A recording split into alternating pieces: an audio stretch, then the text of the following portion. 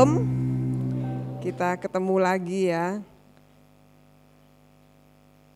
Kalau kita mau mengingat kembali minggu lalu ya teman-teman, abang kakak, bahwa kita belajar tentang kasih hukum yang terutama ya, yaitu kasih.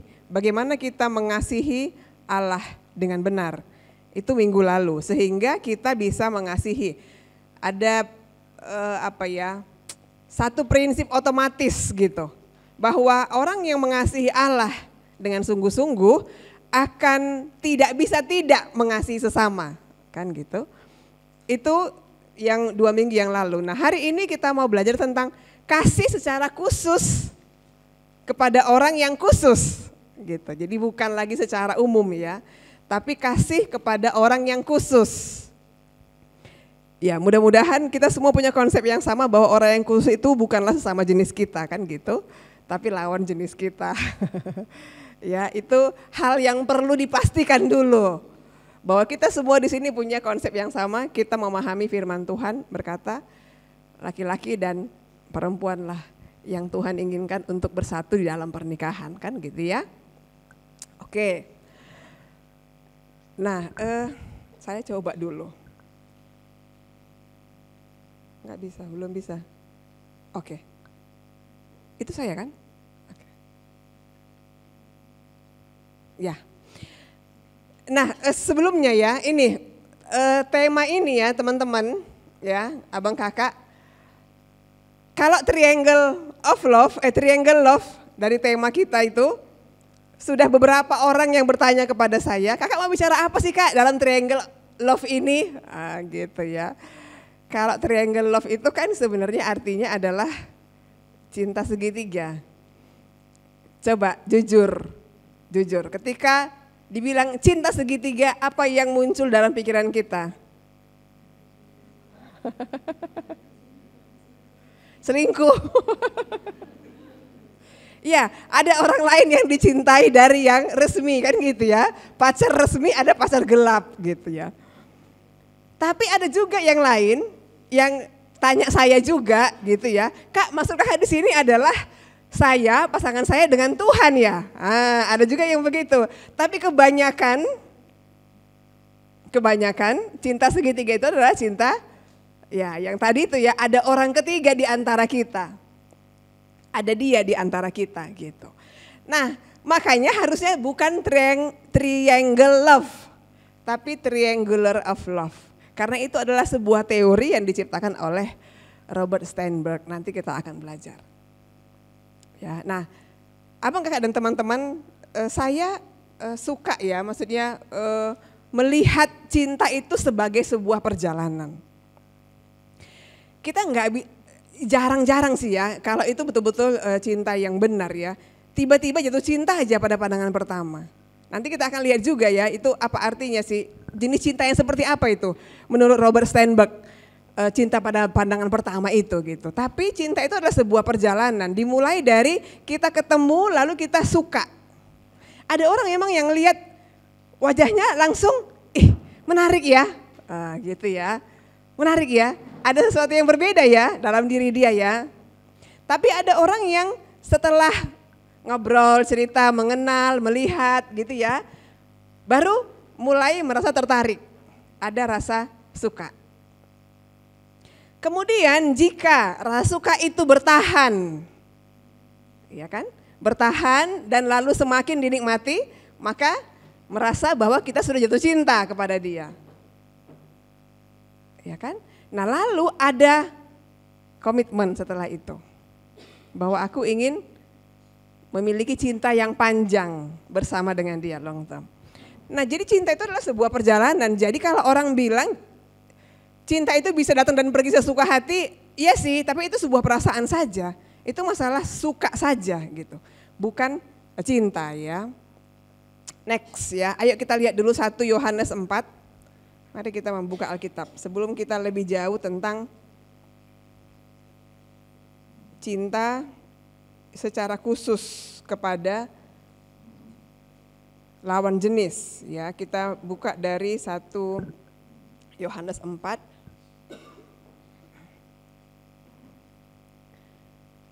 ayat 7 sampai 12. Kita akan membaca bergantian ya, laki-laki duluan, baru perempuan gitu ya.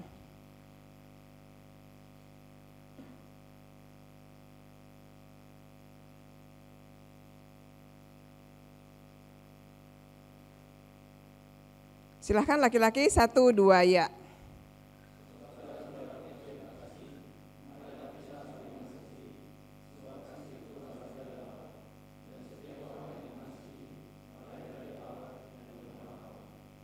Barang siapa tidak mengasihi, ia tidak mengenal Allah, sebab Allah adalah kasih.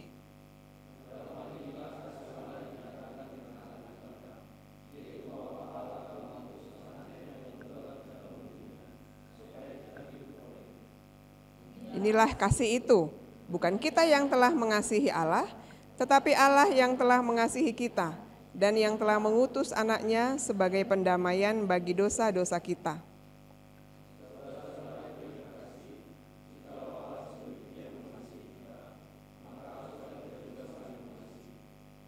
Tidak ada seorang pun yang pernah melihat Allah. Jika kita saling mengasihi, Allah tetap di dalam kita dan kasih-Nya sempurna di dalam kita. Bagian ini saya percaya kita bukan hanya sekali 2 kali membacanya, kita sudah sering membacanya. Maka ada 3 hal penting yang kita perlu pahami tentang bagian ini. Yang pertama adalah bahwa kita bisa mengasihi karena Allah yang lebih dulu mengasihi kita. Kita nggak akan bisa mengasihi dengan benar, kenapa? Karena manusia sudah jatuh dalam dosa. Ketika kita mengasihi, maka pasti ada pamrih di situ. Atau pasti ada maksud tertentu, ada tujuan tertentu. Kita akan bertahan mencintai seseorang kalau kita punya keuntungan dari situ. Jujur aja. Setidaknya dia memenuhi 1, 2, 3, 5, 10 kebutuhan utama kita. 1 aja pun sudah cukup.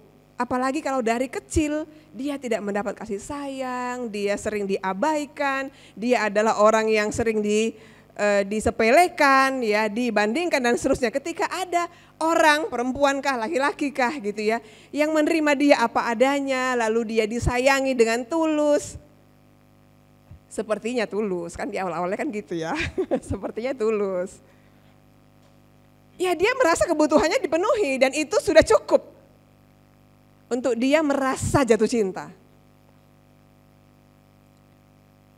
Ya, jadi kalau kita sungguh-sungguh mau mencintai atau mengasihi dengan benar, maka kita memang itu bukan karena kita, tapi karena Allah yang lebih dulu mengasihi kita. Jadi bayangkan kalau, ini kan semua orang secara umum ya, bahwa semua orang dikasihi oleh Allah. Allah memberikan anaknya mati di kayu salib gitu kan. Tapi kan gak setiap orang menerima, ini yang kedua. Gak setiap orang menerima kasih yang ditawarkan oleh Allah.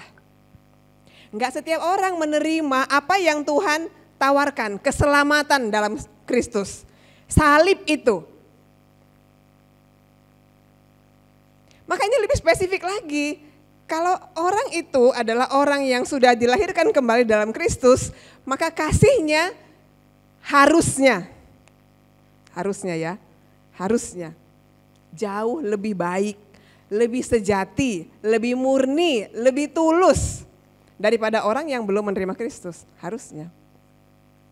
Tapi kan gak semudah itu, kenapa? Karena ada banyak di belakang, dari mulai kecil sampai hari ini ketika saya pertama kali jatuh cinta, banyak sekali yang mempengaruhi hidup saya, banyak sekali yang mempengaruhi hidup saya.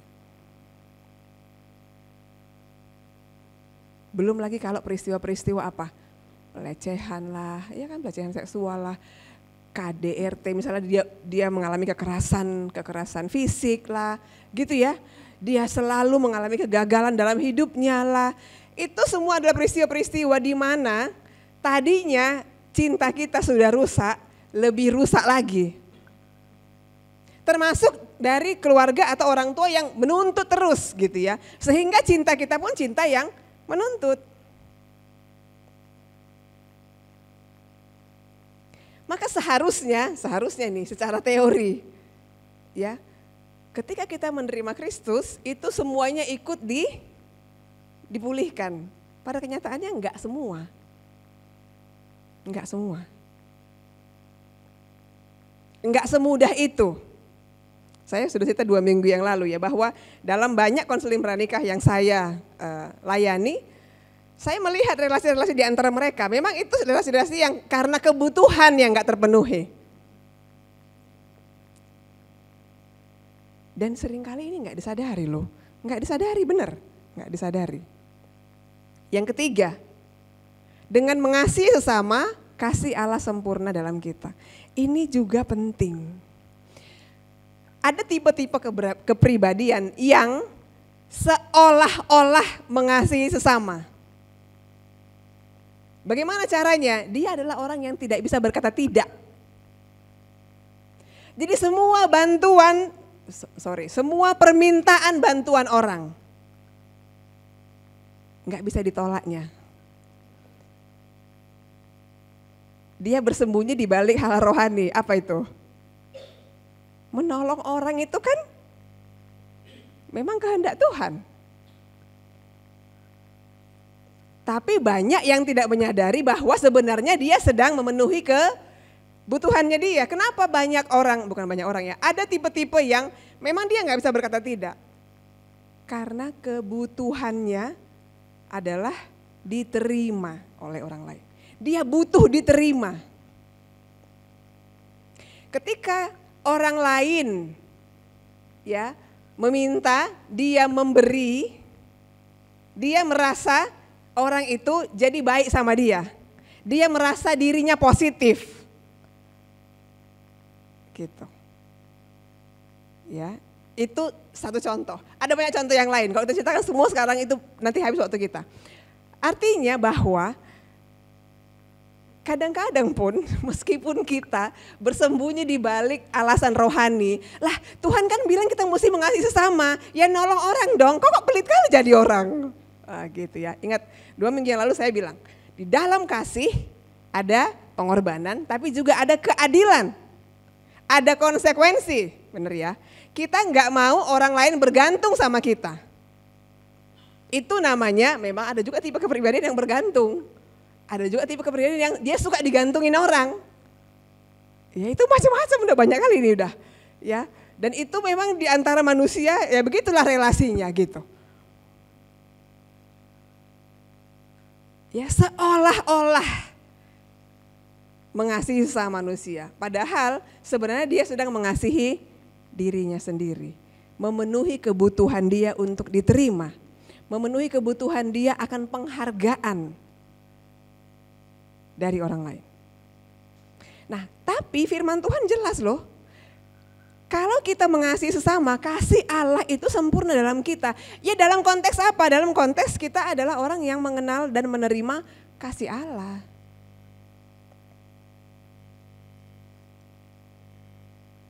Gitu ya. Nah itu dari 1 Yohanes 4 yang kita baca tadi 7-12. Nah ini yang menjadi dasar kita mengasihi sesama. Tapi juga mengasihi orang khusus ini, orang spesial ini yang kita gumulkan untuk menjadi teman hidup kita. Ya, oke. Nah, saya yakin kita tahu ini semua, tahapan mendapatkan teman hidup. Ini pelajaran MHB ya. Udah lewat semua ini MHB kan? Ya, harusnya udah lewat MHB ya. Yang pertama, jelas bersahabat. Nah, di dalam bersahabat tentu saja mulai dari kenalan.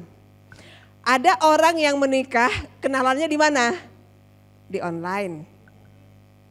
Di retreat, betul. Retreat masih mending ya, ini kan ada komunitas gitu. Tapi ini enggak, di online. Ya, medsos. Saya kenal itu, yang saya sekarang konseling pranikah. Untungnya, satu alumni dari kampus mana, satu lagi alumni dari kampus mana gitu. Terus jumpa, ketika mereka jumpa mereka bisa tentang kelompok kecil, KTB lah, sama, ya udah klop. Ya kan? Ada yang begitu, jadi dia kenalan di media sosial ya. Tapi bagusnya kita masuk dalam komunitas yang benar. Tadi itu ya retreat contohnya. Ya ini komunitas yang benar salah satu kan gitu kan. Pelayanan di kampus salah satu, apalagi gereja salah satu. Lalu kita lihat kayaknya dia cocok, kita doakan secara pribadi. Ya kan? Setelah itu kita berdoa bersama, diajak maupun mengajak, ya itu terserah lah ya kan. Jangan juga kita yang ada di sini, yang cewek-cewek ini menganggap tabu kalau kita yang duluan menyatakan. Bener gak sih? Boleh gak sih? Menyatakan duluan ceweknya? Ya, boleh ya. Tipe-tipe, coba perhatikan, tipe-tipe cowok yang tidak bisa berkata tidak adalah cowok yang nggak mau ditolak atau merasa terluka ditolak. Jadi dia nanti nggak akan bilang duluan. Itu tipe-tipe cowok yang saya perhatikan, ada yang saya perhatikan seperti itu. Ya dia akan bilang, dia akan tanya kawan-kawannya si cewek ini gitu. Kayak mana? Kira-kira kayak mana menurut kalian? Ada lampu hijau, lampu kuning, atau masih lampu merah gitu. Pas udah lampu hijau itu udah maju.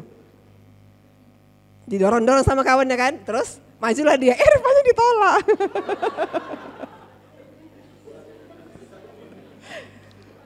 Langsung detik itu juga udah kita pulang. Nggak lanjut lagi makannya udah nggak enak gitu ya, karena dia masa ditolak. Penolakan itu adalah sebuah luka dalam diri dia.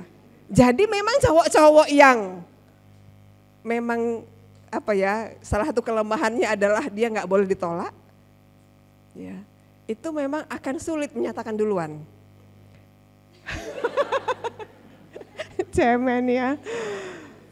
Jadi harus dilihat dulu sinyal-sinyal dari sekitarnya gitu, dari sekelilingnya. Oke, berdoa bersama. Setelah itu udah pasti kita perlu mendengar. Ya, tanya-tanya dia seperti apa, bagaimana.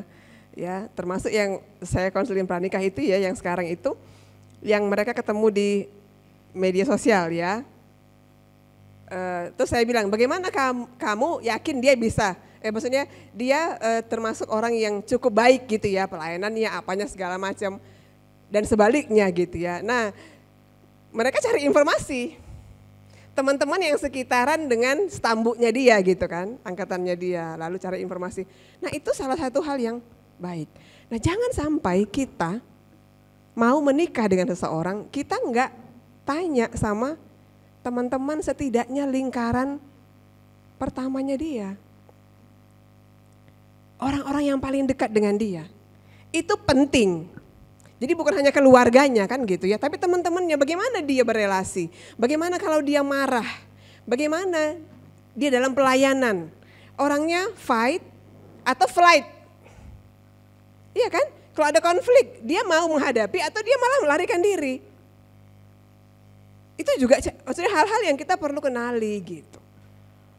Maka orang-orang di sekeliling dia, ring satunya dia, ring duanya dia juga ya kalau bisa. Kadang-kadang kan ring duanya adalah udah nggak sempat lagi nih, udah mau menikah kali gitu. Ring satunya aja. Tarsosa. Oke. Nah, lalu yang kedua pacaran. Nah, sebelum pacaran nih. Abang kakak dan teman-teman, kalau nggak salah 2 minggu lalu saya udah ini ya.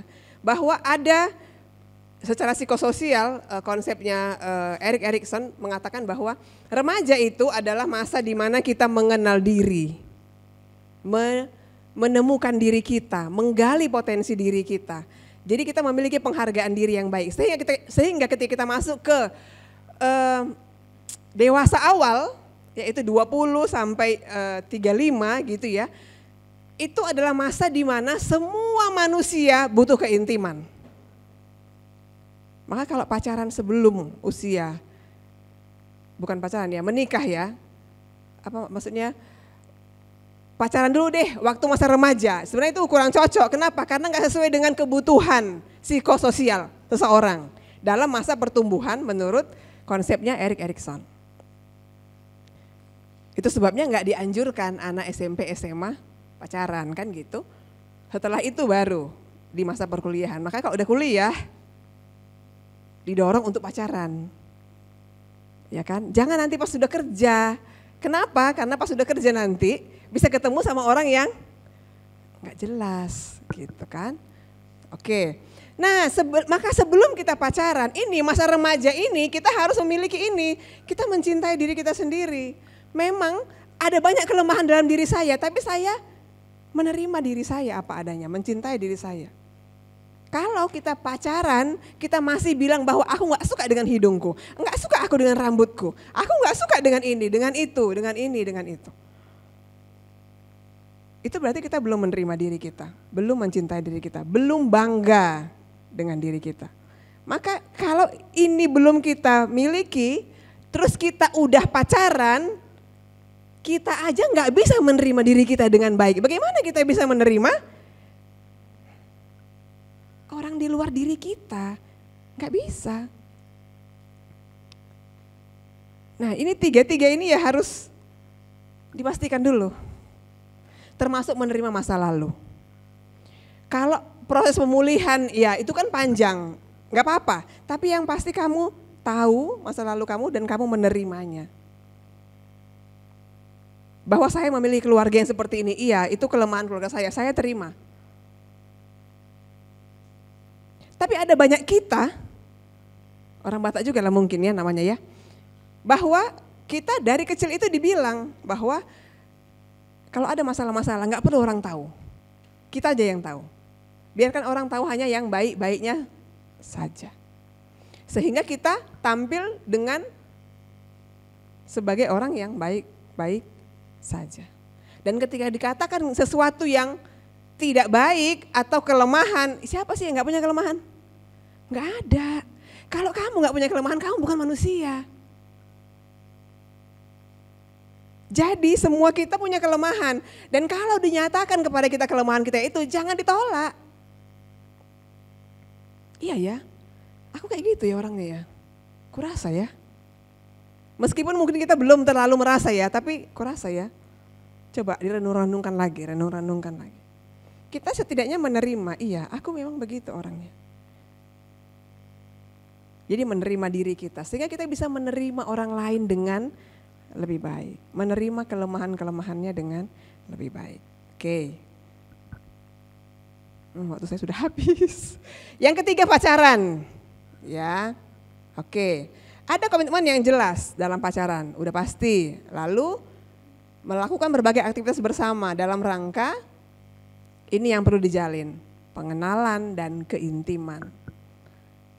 Keintiman di sini jangan langsung memikirkan keintiman fisik saja. Ya, keintiman itu keintiman spiritual, keintiman emosional, keintiman kognitif. Itu harus dijalin. Next, bertumbuh untuk mencapai tujuan bersama bagi Tuhan. Berarti ada masa-masa di mana melayani Tuhan bersama, ya kan? Kalau bisa, sebisanya ya. Ada masa di mana kita bersama-sama misalnya jadi panitia bersama. Atau mengerjakan satu tim apa gitu bersama. Di situ kita jadi tahu bagaimana cara kita berelasi, cara kita berhadapan dengan masalah, cara kita memahami Tuhan dalam hidup kita. Lalu yang ketiga, pernikahan. Pernikahan itu adalah komitmen jangka panjang. Ada memelihara cinta. Nah ini jarang sekali dilakukan oleh pasangan orang Batak. Kalau sudah menikah, dia rasanya sudah ya udahlah. Ya udah jalanin aja. Padahal perlu pemeliharaan. Ya. Sepeda motor kita perlu nggak sih servis? Setidaknya sekali 3 bulan loh. Kalau pemakaiannya banyak sekali sebulan, kan gitu. Kok cinta nggak diservis? Gitu. Cinta kok nggak dipelihara? Cinta itu mesti dipelihara juga supaya nggak macet. Lalu melayani sebagai partner Allah dalam dunia. Itu, nah, triangular theory of love itu disampaikan oleh Robert Sternberg. Ada 3 komponen yang harus ada dalam cinta yang benar ya. Memang sih tidak harus juga sih ketiganya ada kalau kita tidak mau misalnya komitmen jangka panjang ya nggak apa-apa. Tapi nanti kita akan lihat apa itu misalnya intimacy gitu ya. Intimacy itu apa? Keintiman itu apa? Digambarkan sebagai sebuah kedekatan ya. Keterhubungan bahwa saya merasa dekat dengan dia.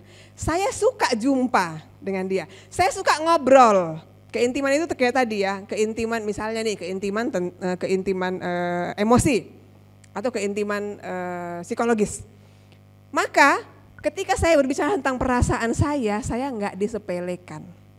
Saya tidak direndahkan. Misalnya aku tadi marah waktu ini. Kau itu aja pun cepat kali kau marah. Contoh, itu berarti disepelekan. Terus tadi, aku tadi sedih loh waktu gini gitu, atau air matanya keluar gitu ya. Cengeng kali pun. Nah itu hal-hal yang kita berarti nggak punya keintiman emosional. Merasa berempati ya, bersimpati dengan pasangan kita. Itulah kau itu emang kayak gitu, cepat kali marah, cepat kali mengeluarkan air mata, cepat kali, nah gitu ya. Itu hal-hal yang berarti keintiman emosional enggak ada. Lalu apalagi keintiman yang lain, spiritual. Ketika kita bicara tentang Tuhan, bicara tentang pertumbuhan rohani, bicara tentang pelayanan, bicara tentang bagaimana hubungan dengan Allah, bicara tentang iman, nyambung enggak? Kita suka enggak bicara tentang itu dengan pasangan kita? Itu berarti memiliki keintiman spiritual. Keintiman kognitif, ketika mendiskusikan sesuatu, meskipun kita berdebat, saya tidak sesuai dengan, maksudnya konsep saya enggak sesuai dengan konsep kamu. Terus kita berdebat dan kita bicara, bukan jadi bermusuhan, bukan jadi sakit hati, tapi malah pemahamannya diperluas, diperdalam. Karena perbedaan itu. Kan sebenarnya perbedaan itu kekayaan loh. Makin banyak perbedaan, makin kaya sebenarnya. Tapi seringkali makin banyak perbedaan, makin sering konflik, jadi putus aja lah. Enggak cocoknya berarti kami. Banyak kali perbedaannya. Agak lain. Padahal perbedaan itu adalah kekayaan. Makin kita berbeda, makin kita mengenal banyak sisi, banyak pemahaman. Sebenarnya begitu. Coba alasan artis-artis cerai setelah menikah. Kebanyakan udah nggak cocok lagi. Berarti dulu cocok ya, makin lama makin nggak cocok. Nggak nyambung kurasa. Itulah contoh intimasi, ya. Itu intimasi, keintiman. Jadi itu didefinisikan sebagai sesuatu yang pribadi dan seperti sebuah kehangatan, keakraban, itu keintiman ya. Lalu ada gairah, passion. Maka di dalam cinta harusnya ada intimasi tadi. Lalu ada passion. Passion itu apa? Passion itu adalah sebuah semangat yang menggebu-gebu. Sebuah rangsangan emosional bisa juga rangsangan fisikal bisa. Kalau mau menikah nggak ada rangsangan fisikalnya, coba pikir-pikir dulu. Iya, itu semua saya bilang sama yang konseling pranikah. Ketika bersentuhan kulitmu dengan kulit pasanganmu, berdesir nggak rasanya di dalam badan ini? Berarti kamu normal. Kalau nggak berdesir, pikir-pikir dulu. Jadi memang harus ada passion kalau mau menikah, ya. Ada semangat, ada gairah, gitu. Secara fisik. Kalau nggak mau menikah, ada semangat, ada gairah untuk melakukan sesuatu bersama, ya kan? Kita lagi punya proyek dan kita mau kerjakan bersama. Itu ada gairah yang menggebu-gebu gitu ya. Ada semangat yang luar biasa. Rasanya seperti berambisi. Kalau mau disebut ambisius gitu juga. Ya, jadi ada antusias, kegembiraan, perasaan yang kuat. Itu gairah. Lalu ada komitmen, ini sisi kognitif ya. Sisi kognitifnya berarti dalam hal komitmen itu ada jangka pendek, ada jangka panjang. Jangka panjang berarti sudah masuk dalam pernikahan. Kalau dia berkomitmen, maka dia punya usaha. Ketika seseorang sudah tidak punya usaha lagi untuk mempertahankan, komitmennya sudah hilang. Yang namanya usaha kan berarti melakukan sesuatu, enggak diam-diam aja gitu. Harus diusahakan, ada sesuatu yang dilakukan. Ya. Janji untuk melakukan sesuatu, memberikan sesuatu, janji untuk setia, itu kan jangka pendek maupun jangka panjang. Oke, nah lalu bagaimana? Ini kita lanjutkan aja ya. Oke, nih ini bentuk kombinasi jenis-jenis cinta yang ada menurut Sternberg. Kalau intimacy nggak ada, passion nggak ada, komitmen nggak ada, ya itu namanya bukan cinta. Ya, lalu yang ada cuman intimacy, maka itu namanya friendship, persahabatan. Saya suka jumpa dengan dia, ngobrol dengan dia. Pokoknya apa ya, ketika ada sesuatu dalam pikiran kayaknya perlu bicara dengan dia. Kalau ngomong dengan itu rasanya nyambung kali. Aku dapat sesuatu insight gitu ya. Udah, passion, gairahnya, komitmennya, enggak. Ya pokoknya kita bersahabat selama kita masih bisa. Kadang-kadang selama nggak ada konflik di antara kita. Kalau ada konflik dah selesai. Yang penting keintiman ya, intimacy. Lalu ada infatuated love, itu hanya passion. Contohnya apa ini?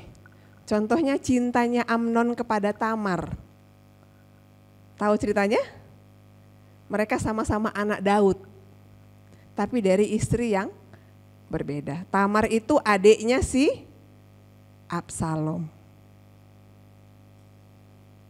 Maka karena si Amnon cinta kali sama si Tamar, diperkosanya lah si Tamar ini, kan gitu. Dengan pura-pura sakit, minta izin sama bapaknya. Lalu setelah diperkosanya, Alkitab mencatat, rasa cinta yang dirasakannya sebelumnya itu tidak ada apa-apanya dengan rasa benci yang dirasakannya sekarang. Jadi rasa benci yang dirasakannya sekarang itu setelah dia memperkosa Tamar itu jauh lebih besar daripada rasa cintanya sebelumnya. Padahal katanya dia sampai gak bisa tidur gara-gara itu. Makanya kawannya bilang, kau anak raja pun gak semangat hidupmu. Iya ini. Aku jatuh cinta sama si Tamar. Percuma kau anak raja. Lakukan sesuatu. Apa yang harus aku lakukan? Kata kawannya. Pura-pura sakit aja gitu kan. Itulah kalau mendengarkan nasihat orang fasik, iya kan? Jadi Absalom benci dibunuhnya si Amnon. Karena sudah memperkosa adiknya. Itu infatuated love. Yang ada cuman keinginan untuk berhubungan seks, ya kan? Pengen, ya itu aja, mesra-mesraan, cuman itu yang diinginkan, yang lainnya enggak. Empty love itu cuman ada komitmen. Contohnya orang yang dijodohkan ya. Tapi bisa enggak setelah itu jadi tumbuh cinta? Bisa ya, bisa tumbuh intimacy. Kalau bagus memeliharanya, tumbuh passion, bisa. Ada yang begitu, ada. Survei, memang sih masih udah lama surveinya ini ya. Survei di Amerika dan di India. Di Amerika 98% ya orang menikah karena cinta. Tapi perceraian, tingkat perceraian itu mencapai 70% dari pernikahan, 60-an. Di India 75-80% dijodohkan. Tingkat perceraian enggak sampai 15%. Mana lebih bagus? Kalian suka yang mana? Itu survei loh, bener-bener ya, itu penelitian. Ya sesuatu yang apa ya, yang apa ya itu kenyataan tapi agak lain gitu.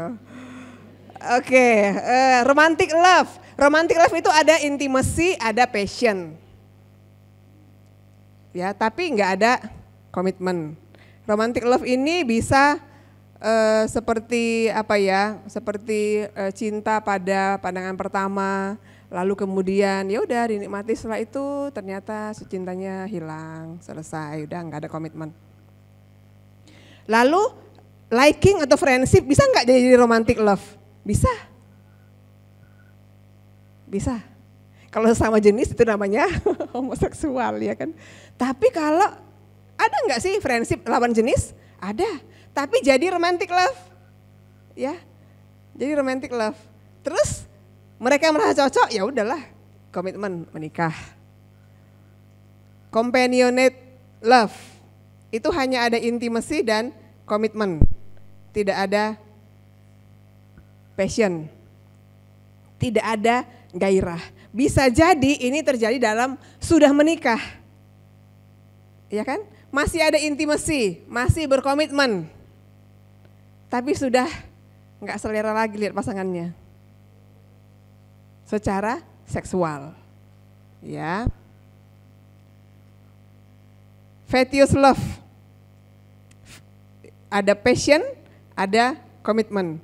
Intimacy sudah enggak ada. Banyak juga pasangan-pasangan yang seperti ini ya, sudah bercerai secara emosi.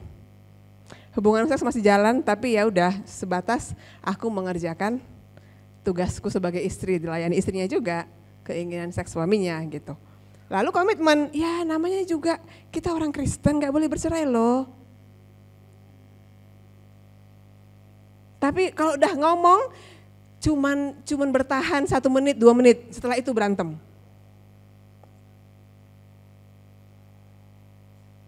Ya, ada yang begitu, ada juga. Ini baru yang benar, consummate love. Oke, kita nggak usah lama di sini. Nah, bagaimana menyeimbangkannya? Yang pertama adalah, ya sudah jelas kita harus memilih pasangan hidup yang sudah menikmati kasih Allah, sehingga kita bisa menikmati kasih Allah di dalam pacaran kita gitu, atau dalam hubungan ya pasangan kita gitu, hubungan istimewa kita. Kemudian pelihara, ini tadi memang dengan sengaja dipelihara. Ya, kami sampai hari ini 17 tahun menikah masih kencan. Jadi ada hari-hari kencan, dalam 1 minggu 1 hari kami kasih untuk kencan. Jadi anak-anak itu udah tahu, hari ini mau kencan, nah gitu ya. Terus kok nggak kencan? Nah, gitu. Kadang-kadang gitu tuh anak-anak tuh bilang. Terus ya bapaknya lebih sering ya bilang begini, Mami sama Dedi mencewek dulu ya. Jadi itu hal-hal yang menurut saya sih namanya disengaja dipelihara.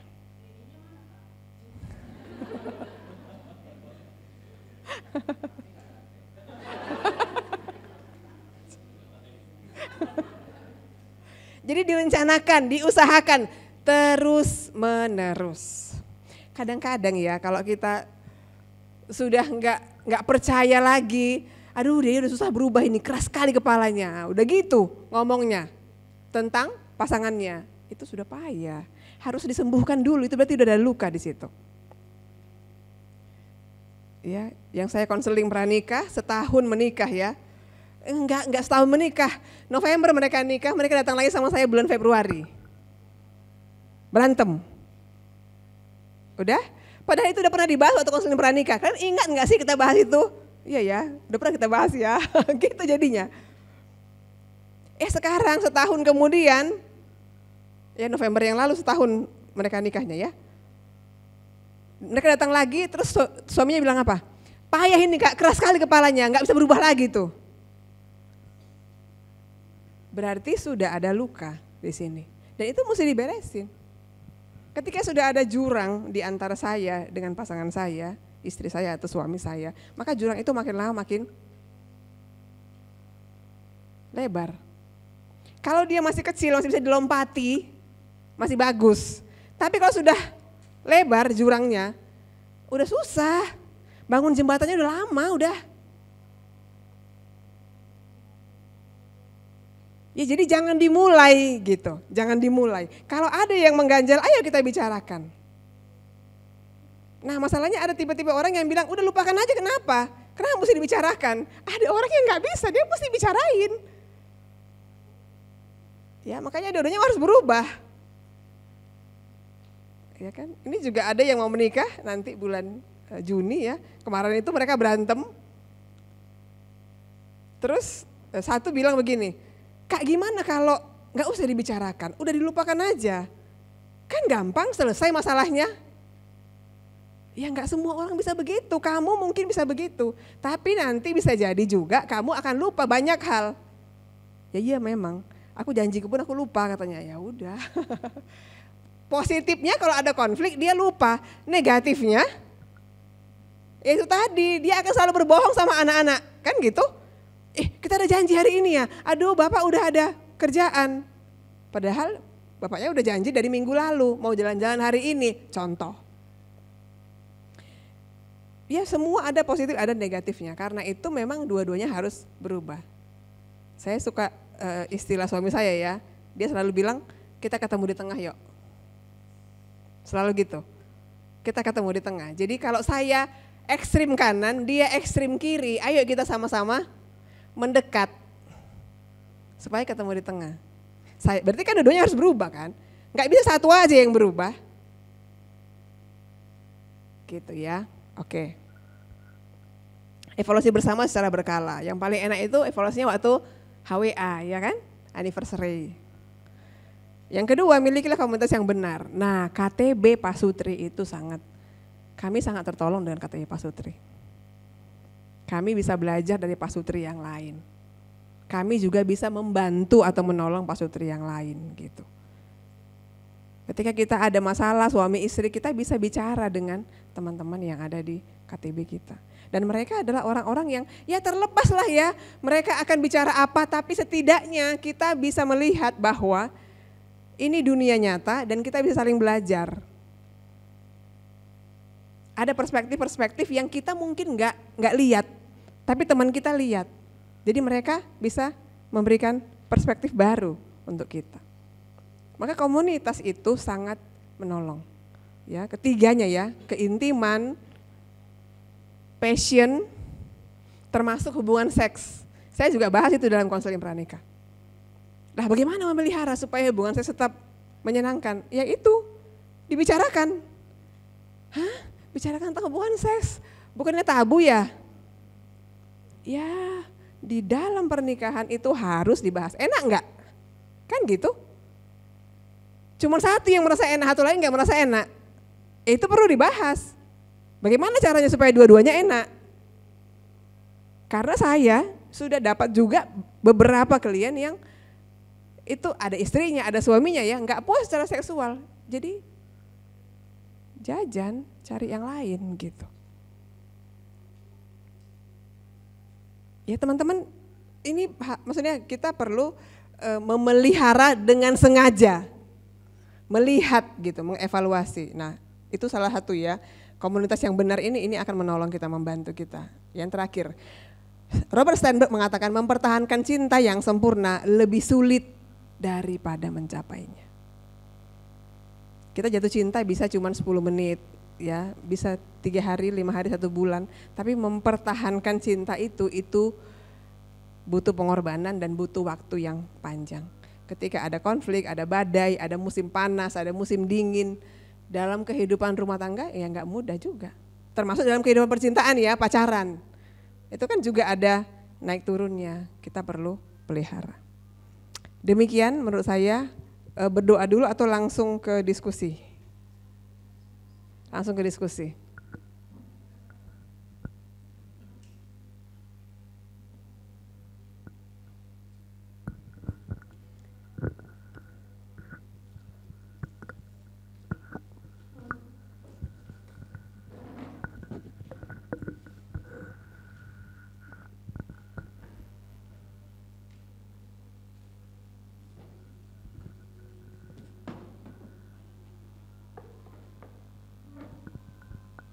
Ya, sambil menunggu kita akan sesi sharing dulu sebelum diskusi. Kami mengundang Bang Beni dan Kak Betty ke depan. Dipersilakan Abang, Kakak. Juga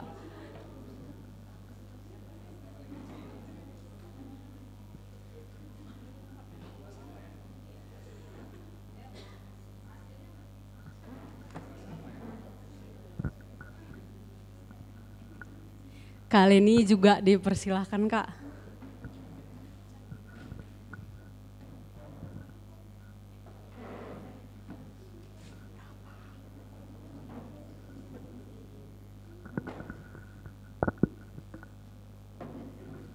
Ya, buat kakak abang yang punya pertanyaan boleh dipersiapkan. Mungkin teman-teman panitia sudah memberikan kertas, jadi boleh ditulis di kertas. Nanti kalau misalnya ada pertanyaan boleh dikasih ke saya. Sebelumnya kita akan mendengarkan sesi sharing dulu dari abang. Oke, terima kasih. Ya, selamat malam semua. Sebenarnya grogi juga menceritakan perjalanan cintanya. Cici. Iya, pertama sekali kami perkenalkan diri dulu. Nama saya Beni Nenggolan. Istri saya yang tercinta, terkasih dan tercerewet. Ini namanya Betty Hutapea. Jadi sama-sama huruf B. Jadi kayaknya udah jodoh nih memang ya. Iya, kenapa saya bilang kami jodoh? Bayangkan, ayat CD kami sama. Keren kan? Oh, memang Tuhan itu luar biasa. Mazmur 16 ayat 1. Wih. Sama, tahunya waktu mau menikah kan? Kan diminta data baptis, surat CD. Sama kalian ya kata pendetanya. Udah cocok kalian itu katanya pula itu. Ya. Oke, udah berapa tahun kita nikah ya? 17 tahun kami sudah menikah. Kami dipertemukan di dalam pelayanan siswa. Dari siswa sampai TPS, tim pembimbing siswa. Jadi kalau yang disampaikan Kak Leni tadi ketemunya di komunitas, nah kami ketemunya di komunitas. Ya, dulunya sebenarnya saya nggak doain dia. Nah, ini termasuk adik kelas. Nah itu lagi tadi, mungkin nggak kebetulan ya. Kami sama-sama alumni SMA Negeri 8, cuman nggak ketemu. Saya keluar dia baru masuk. Ya kan? Nah, ada yang kudoakan dulu, TPS juga. Tapi tahu apa hasilnya? Ditolak. Betul tuh dibilang Kak Leni, makan pun tak enak. Kubayar langsung makanan tuh. Pulanglah kita. Bungkuskan tuh makanan ya kan? Bungkus tuh makanan. Besoknya pergi ke kantor, nabrak mobil aku. Bayangkanlah, karena kepikiran gitu ya. Nah waktu itu setelah ditolak, nah bersyukur punya komunitas dan teman-teman dekat di pelayanan, kita bukan disupport malah diajak, ampus kau kan, ditolak kau kan katanya. Ya, lalu kami, Kak Leni ini kan dulu staf siswa kami, jadi TPS pengurus siswa tuh curhatnya ke Kak Leni. Nah, sementara Kak Leni itu dulu sudah berdoa sama dengan Bang Faisal. Bang Faisal itu teman dekat awak. Carilah informasi. Kak, siapa yang kosong Kak? Karena ditolak nih kan.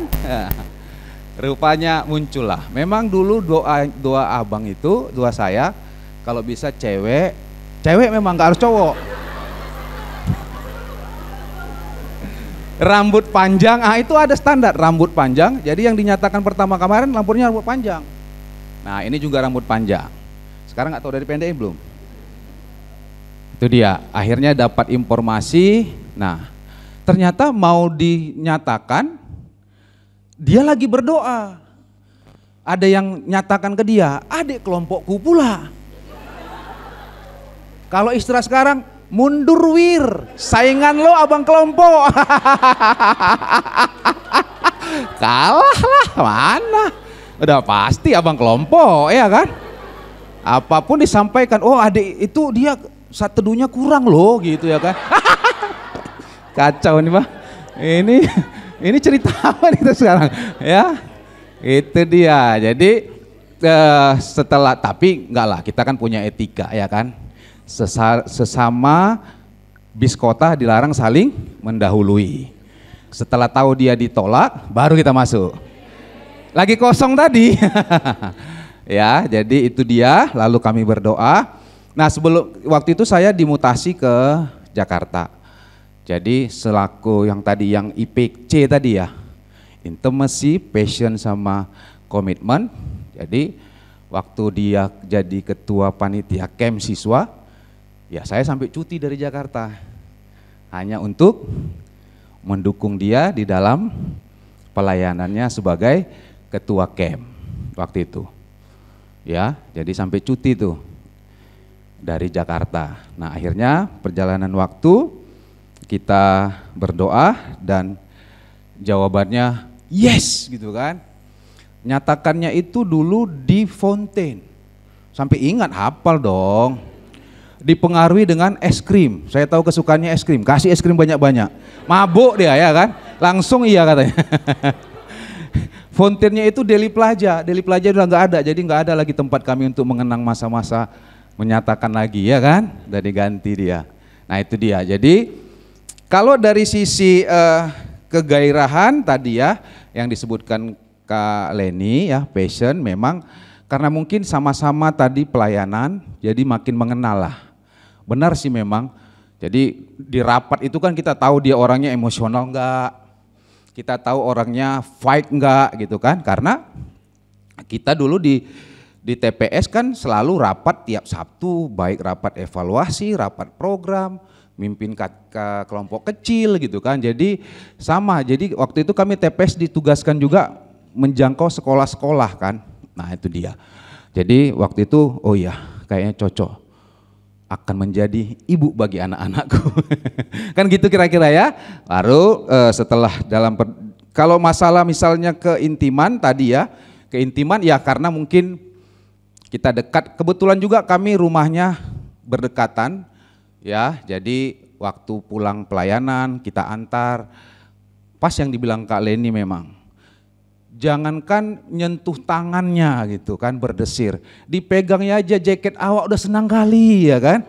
Waktu bonceng dia dipegangnya jaket, dia kan gak berani megang tuh karena dilarang kan, bersentuhan kan, pegangnya jaket aduh melayang-melayang daya kan.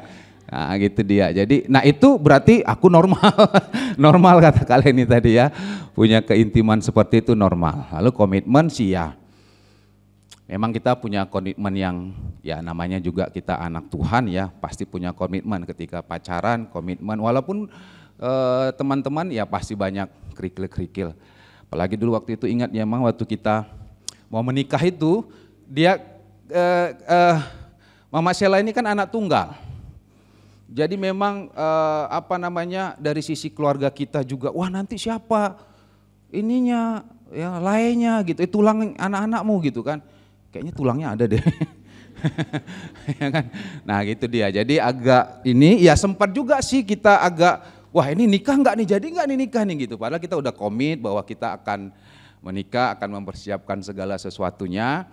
Lalu sama yang dibilang dalam perjalanan pernikahan kami juga terus ya, jadi menjaga keintiman, ya kegairahan. Jadi kalau dia sudah tahu bahasa kasih abang itu apa. Jadi kalau aku lagi duduk, udah tahu dia lihat lemas-lemas, nanti diurut-urut kepalaku, itu bahasa kasih. Jadi kalau udah diurut itu merasa kita intim gitu ya. Lalu kalau udah jelek-jelek muka udah tahu, pasti papa nggak ada uang kan? Iya, udah tahu dia, ya kan? Iya, bagilah gitu ya. Nah itu dia yang kami alami. Termasuk benar yang dibilang Kak Leni ya, bahwa ya kami juga punya hari-hari untuk ngedate walaupun sudah menikah. Bahkan sekarang anak-anak malah udah bilang gini, orang papa nggak ngedate. Kenapa? Biar bebas dia di rumah. Anak-anak itu kan. Jadi kadang-kadang di hari Jumat. Lalu mereka udah tahu kalau kami lagi ngobrol berdua di kursi yang sudah kami tetapkan, mereka nggak berani ganggu. Jadi memang teruslah dipelihara sebenarnya ya teman-teman rasa kasih kita atau cinta kita itu pada pasangan. Ada yang mau ditambah mah? Kayaknya kelebihan aku udah ngomongnya. Udah habis bagianku ya Pak. Oke. Cuma dicatat Pak. Oke, malam teman-teman. Ya, indahnya kalau sesama anak Tuhan ini dia bisa sama-sama melayani, ya kan? Itu biar mendorong teman-teman supaya juga melirik yang di sini. Oke, kalau aku sih mungkin secara kronologisnya udah ya. Untuk aku pribadi sih ini sih poin-poinnya ya. Kalau kita meyakini menikah, doa dengan berserah. Jadi memang bisa dibilang perjalanan cintaku itu memang sesuai dengan doaku gitu ya. Jadi waktu tahun 2003 ketika kami karsu ya, jadi Bang Ruli bilang kita itu harus punya planning terhadap hidup kita. Jadi jangka 1 tahun, 2 tahun sampai 5 tahun. Kita harus punya planning dari sekarang. Jadi disuruh bikin ya kan, itu umur 23 dan belum punya pacar, masih kosong istilahnya ya. Jadi aku karena anak tunggal itu ada beban juga kan, pengennya sih ambisi masih tinggi untuk karir, cuma kita teringat orang tua kita, itu terbatas ya untuk mimpi-mimpi terlalu tinggi umur sekian. Jadi ya mengambil hikmat lah dari Tuhan, akhirnya aku bilang, Tuhan aku umur 25 maunya sudah punya orang yang istimewa. Dijawab Tuhan gitu kan. Terus Tuhan kan disuruh bikin tuh 2003. Kalau bisa aku menikah di umur 27 dan 28. Dan semua itu dijawab Tuhan indah pada waktunya. Oke. Terus juga apa ya teman-teman? Aku merasakan ketika kita berserah dan ketika kita pasrah sama Tuhan, Tuhan akan arahkan. Sama kayak tadi kan diceritain Abang Beni. Kan pada saat itu dia memang kadang kita kan Dek, perempuan ini kan, pada saat kosongnya lama gitu ya kan. Pas menyatakan ada 1, 2, 3 dan 5. Nah kebetulan kemarin itu karena masih ketua, jadi mungkin banyak yang melirik gitu ya kan, agak-agak rame gitu ya kan. Susah seleknya. Nah karena kita memang berdoa sama Tuhan, bertanya sama Tuhan, Tuhan arahkan kita mau kemana. Jadi poin yang pertama sebenarnya dari kriteria anak Tuhan itu ya pasti kan, ada satu kriteria yang memang dimiliki abang ini, kandidat yang satu ini, yang menjadi poin.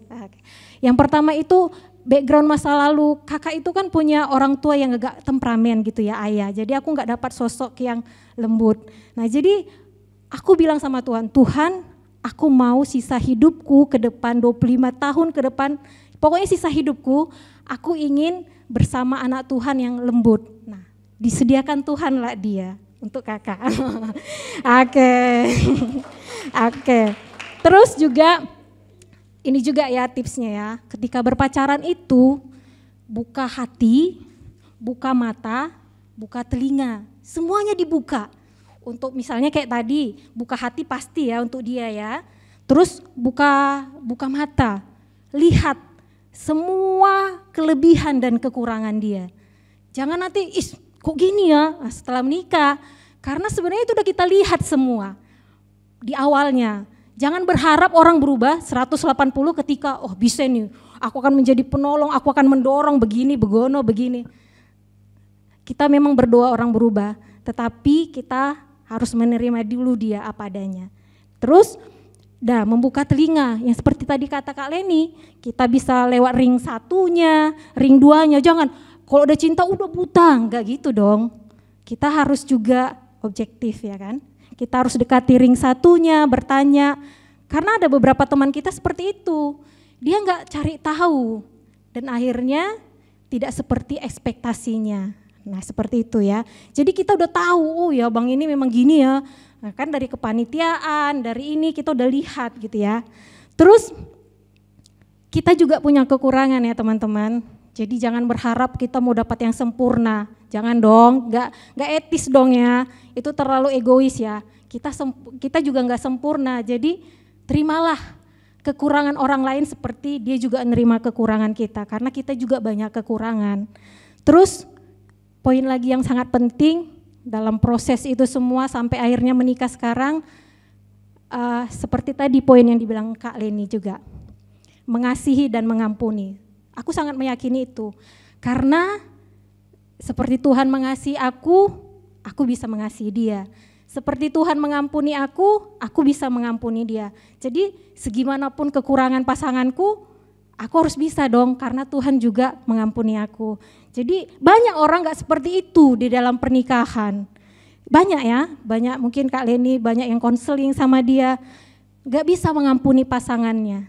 Siapa kita sehingga kita gak bisa mengampuni pasangan kita, ya kan? Terus ini poin juga ya sangat penting. Bagaimana kita ke depan tergantung siapa pasangan kita. Iya betul. Gimana kita ke depan tergantung bagaimana pasangan kita. Jadi jangan sisakan hidup kita dengan pasangan kita yang salah. Kembali ke poin 1, berserah, pasrah kepada Tuhan dalam doa. Terus indahnya, ya seperti tadi saya bilang, indahnya ya itu tadi banyak teknik ya untuk memeliharanya dan lainnya. Saya mau bilang indahnya ketika kita bertemu dengan orang yang tepat, yang terbaik dari Tuhan, kita akan mengalami pertumbuhan dari karakter. Saya dulu orangnya serius. Sejak bertemu dengan abang ini, saya belajar agak lucu. Mungkin belum sukses ya, tapi udah belajar setidaknya. Udah lebih rileks, udah lebih ini. Karena dulu soalnya saya tuh kutu buku dan serius kali ya kan. Menghadapi hidup ini tegang kali gitu. Bersama dengan abang ini, saya belajar menikmati hidup. Dan menikmati lucuan-lucuan dia yang kadang tidak lucu. Ya. Dan yang indahnya lagi, ya seperti tadi, sama-sama melayani. Jadi walaupun kami pengurus Pasutri, suami kami dilibatkan ketika ada kepengurusan, ya udahlah suamimu aja lah PTT Betty. Oke, siap. Nah, sama-sama melayani. Jadi itu akan menjadi apa ya, role modelnya anak-anak kita gitu loh. Anak-anak kita dapat role model, oh iya ya mama aku juga pengen lah nanti dapat suami yang mau melayani gitu. Kurang lebih itu sih, udah banyak ya Dek. Makasih.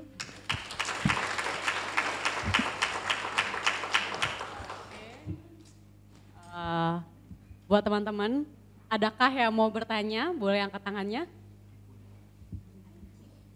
Mana tahu cara menyatakan, bilang aja biar gue ajarin kalian. Ya, cari kelemahannya. Kalau belum ada yang mau bertanya, duluan lah aku ya.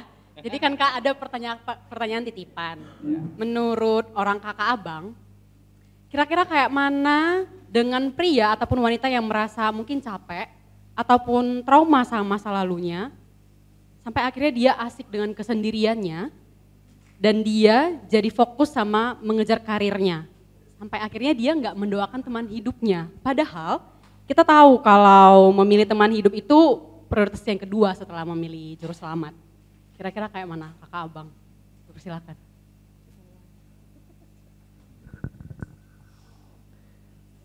Nah, hidup ini pilihan. Apakah memilih melajang itu salah? Enggak. Tapi harus seperti kata Tuhan Yesus, orang enggak menikah bisa macam-macam alasannya. Ya kan? Yang pertama karena dia dilahirkan demikian. Matius berapa ya? Saya lupa. Yang kedua, karena orang lain yang membuat dia demikian. Dan yang ketiga, untuk kerajaan Allah. Jadi silahkan aja pilih. Jika kamu sungguh-sungguh mau tidak mendoakan teman hidup, tapi tujuannya apa dulu? Dalam hidup ini memilih apapun tujuannya cuma satu, memuliakan Tuhan, benar nggak? Kita mesti bertumbuh. Kayak tadi kata Kak Betty sama Bang Benny ya. Siapa yang kita pilih untuk menjadi teman hidup kita, itu menentukan loh siapa kita ke depan. Kita menjadi orang yang sibuk dengan diri sendiri, bisa. Kita menjadi orang yang lebih tidak mau melayani, bisa. Kakak mengenal pasangan yang suaminya semangat kali melayani, pokoknya melayani lah gitu, pulang kantor apa. Rupanya alasan tahu kenapa? Karena dia malas pulang ke rumah. Istrinya makin benci dengan pelayanan. Karena pelayanan itu membuat suaminya makin jauh dari mereka. Ya maksudnya apa tujuan kita? Menikah pun, tapi begitulah akhirnya Untuk apa? Tapi kalau kita mau sendiri pun, hidup kita enggak bermanfaat bagi Tuhan, tidak memuliakan Tuhan, ya untuk apa juga? Gitu. Jadi pilihlah, kalau kamu mau tidak mendoakan, ya enggak apa-apa, mendoakan pasangan hidup. Kalau kamu mau mendoakan pasangan hidup, silahkan. Tapi tujuannya perhatikan, sesuai dengan firman Tuhan. Mau tambahin? Oke. Pertanyaan selanjutnya Kakak Abang, tapi ini untuk mungkin boleh Kak Beni, Bang Beni sama Kak Betty. Cerita dong Kak Bang tentang kegagalan dalam relasi, misalnya masa-masa berat yang Kakak Abang alami dalam mengasihi satu sama lain. Badan awak udah berat ya kan? Biar aja dia yang lebih ringan yang jawab. Ya biasanya yang lebih baper itu cewek ya. Ini dalam berpacaran atau di dalam pernikahan ya? Pernikahan atau berpacaran? Kayaknya Kak di sini pacaran sama pernikahan Kak. Oke. Oke, untuk berpacaran. Waktu berpacaran pernah sih mau putus. Ya, sebenarnya halnya sepele, sebenarnya egois ya. Egoisnya perempuan ya, pengen diperhatikan. Namanya kita kan, dia kan ketua PAK tuh. Dia juga panitia KNA nasional. Ya kita udah dukung, kasih perhatian gitu ya kan. Apa yang bisa dibantu kita bantu seksi ini, sampai apain buku-buku kita bantu gitu kan. Nah jadi pergilah acara-acara dari kepanitiaan ini gitulah, refreshing lah beserta anggota kan. Kita diajak gitu karena kita udah dekat juga.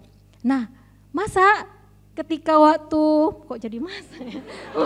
Waktu kayak curhat kayak kawan ya. Jadi waktu kita diajak itu, mereka makan gitu loh, dan kita ditinggal ada 2 orang gitu, dan gak dibawain apa-apa, padahal kita udah kelaparan gitu. Sebenarnya hal simple, tapi rasaku aku diajak nih, mereka sudah kenyang dan gak dibungkus untuk kami 2 orang, tak karena ketiduran atau apa gitu. Harusnya kan dia sebagai pacarku, harusnya bilang dibungkus dong 2, itu ada cewekku di mobil contoh gitu. Itu aja sih. Tapi akhirnya ya abang ini kan lemah lembut ya dan penuh kesabaran. Dia kesabarannya 99%. Cuma bisnis tuh ya Kak ya. Jadi ya syukurnya ya kita sama-sama, aku juga menurunkan egoku, akhirnya ya kembali tadi jumpa di tengah gitu. Ada tambahan Bang? Dari versi Abang lah, kayaknya enak nih Bang versinya Enggak berat-berat kali lah. Ya akhirnya waktu itu kami pergi lagi kan, ada acara pergi lagi ke Salib Kasih. Nah dia merasa tersanjung katanya karena dia ketiduran, kakinya kan gak bisa selonjor. Aku naikkan kakinya, akhirnya itu yang diingatnya terus ya kan. Kemarin memang lupa kali, kan udah lapar lupa, ada cewek awak ya kan. Memang Bang, perut sejengkal itu berbahaya sekali ya Bang ya. Oke, pertanyaan kedua ya Kak ya, ketiga. Kita sesama anak pelayanan udah diajarkan mengenai kasih. Tadi kan orang kakak abang cerita berdoa dulu gitu kan. Terus kalau seandainya nih udah berdoa, jawaban doanya adalah tidak. Terus kayak mana kira-kira yang tadi kan udah enggak ya, terus akhirnya mereka jadi membenci satu sama lain. Kayak mana akhirnya mereka harus melalui ini agar kiranya mereka bisa saling maafkan, terus bisa mengasihi kembali walaupun sebagai sebatas teman gitu Kak. Iya.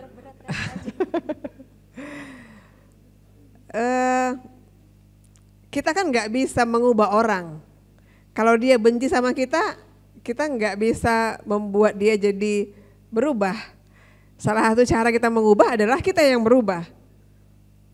Ya, mudah-mudahan dengan perubahan kita dia berubah juga. Kan gitu. Saya punya pengalaman begitu juga. Ya, saya bilang tidak. Gitu kepada dia. Ya memang sih dia nggak ini sih ya. Nggak membenci, cuman ya jadi agak awkward gitu ya. Kita kalau jumpa satu pelayanan soalnya, jadi kan bakalan ketemu gitu kan. Nah, saya termasuk tipe orang yang thinking. Jadi nggak terlalu baper sebenarnya. Jadi kalau saya bilang enggak, ya udah enggak aja. Dan itu sesuatu hal yang di luar dari relasi kita sehari-hari. Gitu. Jadi saya membedakan antara pergumulan teman hidup itu dengan kami dalam pelayanan. Jadi kalau dibilang saya enggak ada perubahan gitu dalam pelayanan. Itu sih, tapi kalau dua-duanya sudah membenci, maka membutuhkan orang ketiga kan. Untuk membantu, entah pemimpin kelompok, kita bisa minta tolong, kan itu bisa menolong ya, membantu. Atau teman-teman, siapa tahu dia punya ring 1 yang bisa menolong dia dalam hal itu. Gitu, jadi itu enaknya kita dalam komunitas. Komunitas kita yang bisa menolong kita, bisa membantu kita. Dan saya selalu mengalami komunitas yang menyenangkan gitu. Sejak dari SMA ya. Ya karena memang komunitasnya kan di sini ya kebanyakan di Perkantas. Jadi memang kalau ada masalah-masalah, ada sesuatu gitu ya itu. Nah waktu saya sedang berdoa dengan suami saya, kalian tahu suami saya kan itu di belakang tuh yang gendut itu. Nah jadi kami sedang berdoa bersama. Terus saya sebelum berdoa bersama dengan dia, saya sudah punya sahabat doa. Gitu. Nah waktu kan namanya sahabat doa, kami sering sharing berdua. Sama anak USU pula ya, di belakang perpustakaan USU itu kami dulu sering jumpa dan ngobrol berdua di situ. Jadi teman-teman ini kan ring satunya teman saya berdoa dulu itu adalah ini salah satu. Satu lagi ada gitu ya. Jadi mereka berdua menyidang saya. Gitu. Mereka berdua bilang, "Apa ini maksudnya? Kenapa sedang berdoa sama dengan teman kami, tapi dekat dengan cowok lain?" Gitu. Itu kan sahabat doa saya. Saya nggak punya apa-apa, maksudnya nggak ada ya, bersahabat, berteman dengan dia. Jadi mereka berdua marah sama saya, gitu. Tetapkan dulu hati, kemana? Lah, aku itu berdoa sama dia loh, berdoa sama untuk teman hidup, berdoa sama dia itu untuk pergumulan, pergumulan hidup, ya kan? Tentang pelayanan, tentang keluarga, gitu.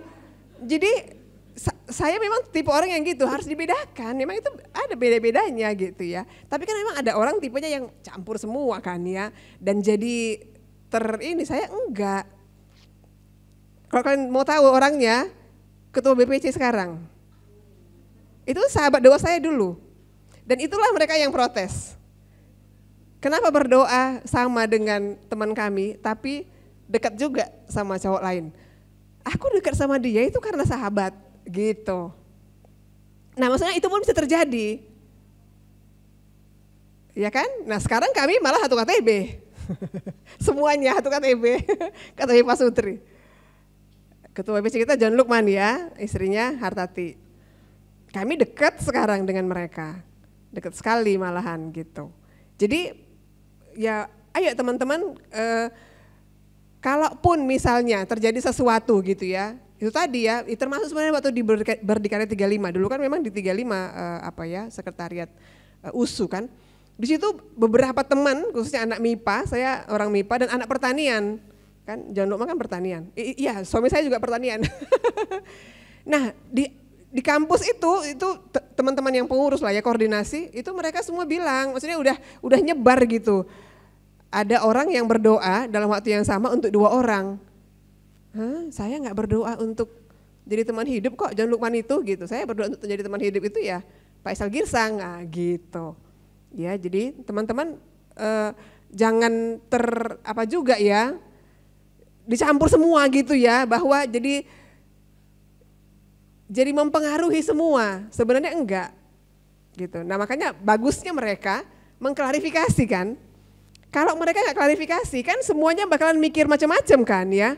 Apanya maksudnya ini sekarang? Dia berdoa untuk teman hidup dengan satu, tapi satu lagi sering berduaan. Berduaan juga namanya itu ya. Meskipun di USU ya di Perkantas juga gitu kan, dulu kan di Saimera. Gitu kira-kira. Oke, Kakak Abang, ada tambahan dikit, boleh Bang. Karena pernah ditolak soalnya. Iya, waktu nggak tahu ya apakah mungkin saya termasuk orang yang tipenya easy going gitu ya. Jadi maksudnya ketika itu ditolak memang kecewa sih pasti. Ya kan, kecewa, nggak pengen melayani gitu ya karena lihat mukanya, waduh, ya kan, pengen dicoret-coret gitu ya kan.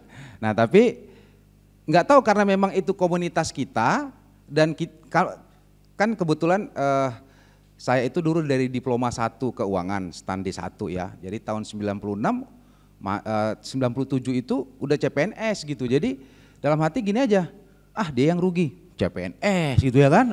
Gitu jadinya bawaannya kan. Emang siapa lo gitu kan gitu. Lalu memang setiap pulang kantor pasti ke Semera dulu, kita kan Semera. Jadi memang tempat akhirnya lama-lama ya udah. Dan teman-teman juga yang lain karena udah tahu saya ditolak gitu ya, di rapat-rapat biasa ya biasalah saling-saling suntik kan, lama-lama udah terbiasa disuntik kan. Jangan kalian buat satu tim tuh si Beni sama si ini gitu yang ditolak itu ya kan. Siapa namanya? Lina tahu dia Lina. Ya temannya juga. Ya namanya kalau menyebut namanya Sri Kencana Boru Saragi, anak WS 12. Sudah menikah dengan Marga Sipayung itu istrinya ya, suaminya ya, itulah. Karena dulu kami sempat bareng jadi koordinator di SMP 12. Jadi setelah itu ya dipisah lah, janganlah sama dia gitu kan, permintaan kita gitu. Akhirnya teman-teman TPS iyalah nggak usah dulu, tapi maksudnya nggak tahu ya. Kami berteman terus sampai sekarang, bahkan juga kan ada grup-grup alumni TPS ya sampai sekarang masih nggak ada masalah sih. Cuman kalau yang memang rasa bencinya itu mungkin perlu tadi yang seperti dibilang berdua ya, kakak dan Mak Sela ya mengampuni kali ya, itu kali ya. Tapi tadi memang namanya orangnya easy going sama seperti bilang tadi, ya udah dia yang rugi kok, gua PNS ya kan. Dia enggak gitu kira-kira dulu ya, kalau sekarang enggak juga lah harus kayak gitu ya. Oke, itu deh. Oke, adakah yang mau bertanya secara langsung? Tetap enggak ada. Abang, kira-kira solusi untuk teman doa yang berbeda gereja dan suku. Jadi kan yang bertanya merasa sudah memiliki pemahaman yang sama dalam kebenaran dan iman, tapi kami beda gereja dan suku, kayak mana kira-kira? Apakah kami harus berpisah karena kami beda gereja dan suku, padahal kan kami nggak bisa memilih lahir dari keluarga yang mana?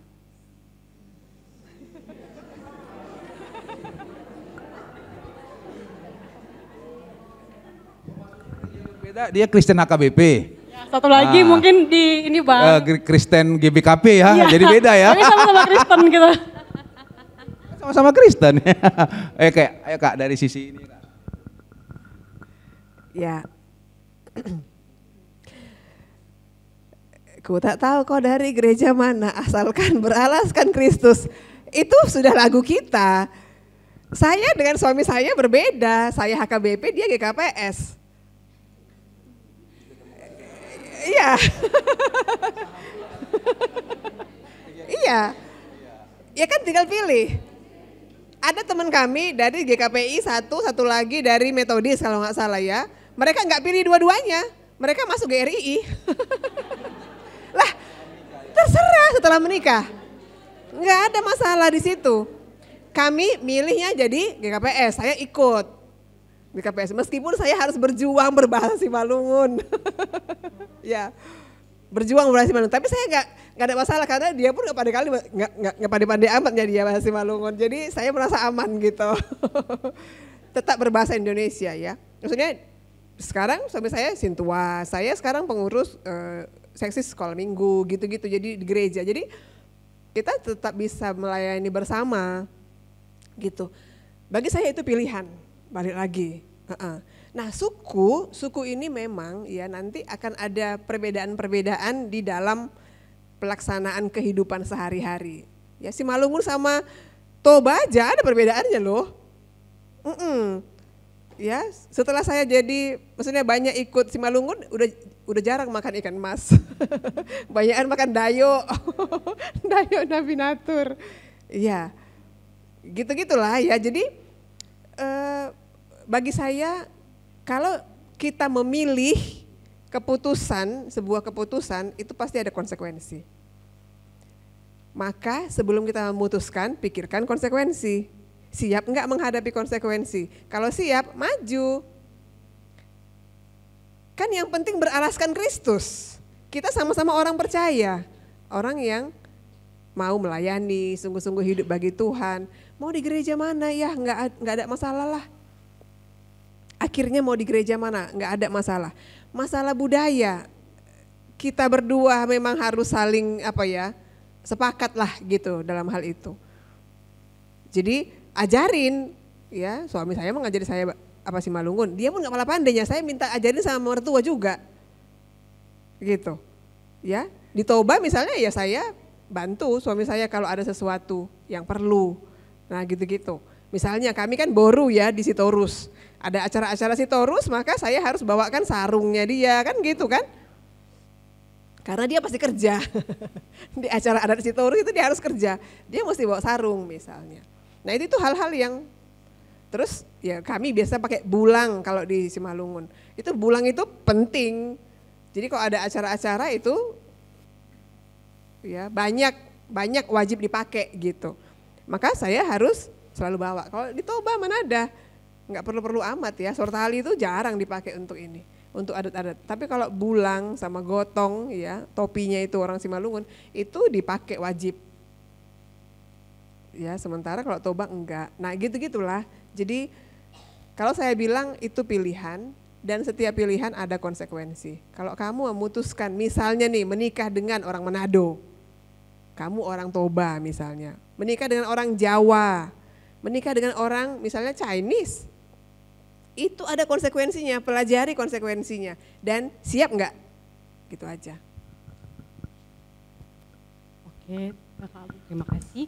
Pertanyaan selanjutnya, ketakutan akan hal di masa lalu yang terulang lagi, membuat menutup telinga akan jawaban dari Tuhan. Udah ada yang menyatakan mendoakan dia dan dia juga udah mendoakannya. Tapi seperti sedang mencari apa jawaban doa dari Tuhan.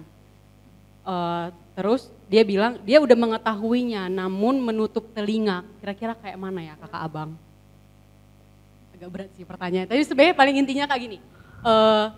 Dia takut akan masa lalunya terulang kembali, tapi udah terjadi nih, kembali terjadi. Terus habis itu ada yang mendoakannya, sudah menyatakan kepadanya. Lalu dia juga udah mendoakannya, tapi dia masih mencari jawaban doa dari Tuhan dan tetap menutup telinga. Dia sudah mengetahui jawaban dari Tuhan tapi tetap menutup telinga. Kira-kira kayak mana Kakak Abang? Kira-kira gitu gak sih? Apakah ada yang keberatan dengan pernyataan saya? Iya, yang bertanya iya, biar enak lebih nanya langsung lebih gitu, real nih, ya. case-nya gimana kira-kira. Iya. Soalnya di sini kesimpulannya begitu, adakah? Ya. Tapi kalau enggak mau ya udah, maksudnya yaudah. jadi bahasa juga ya, mungkin malu juga. Nah, gini.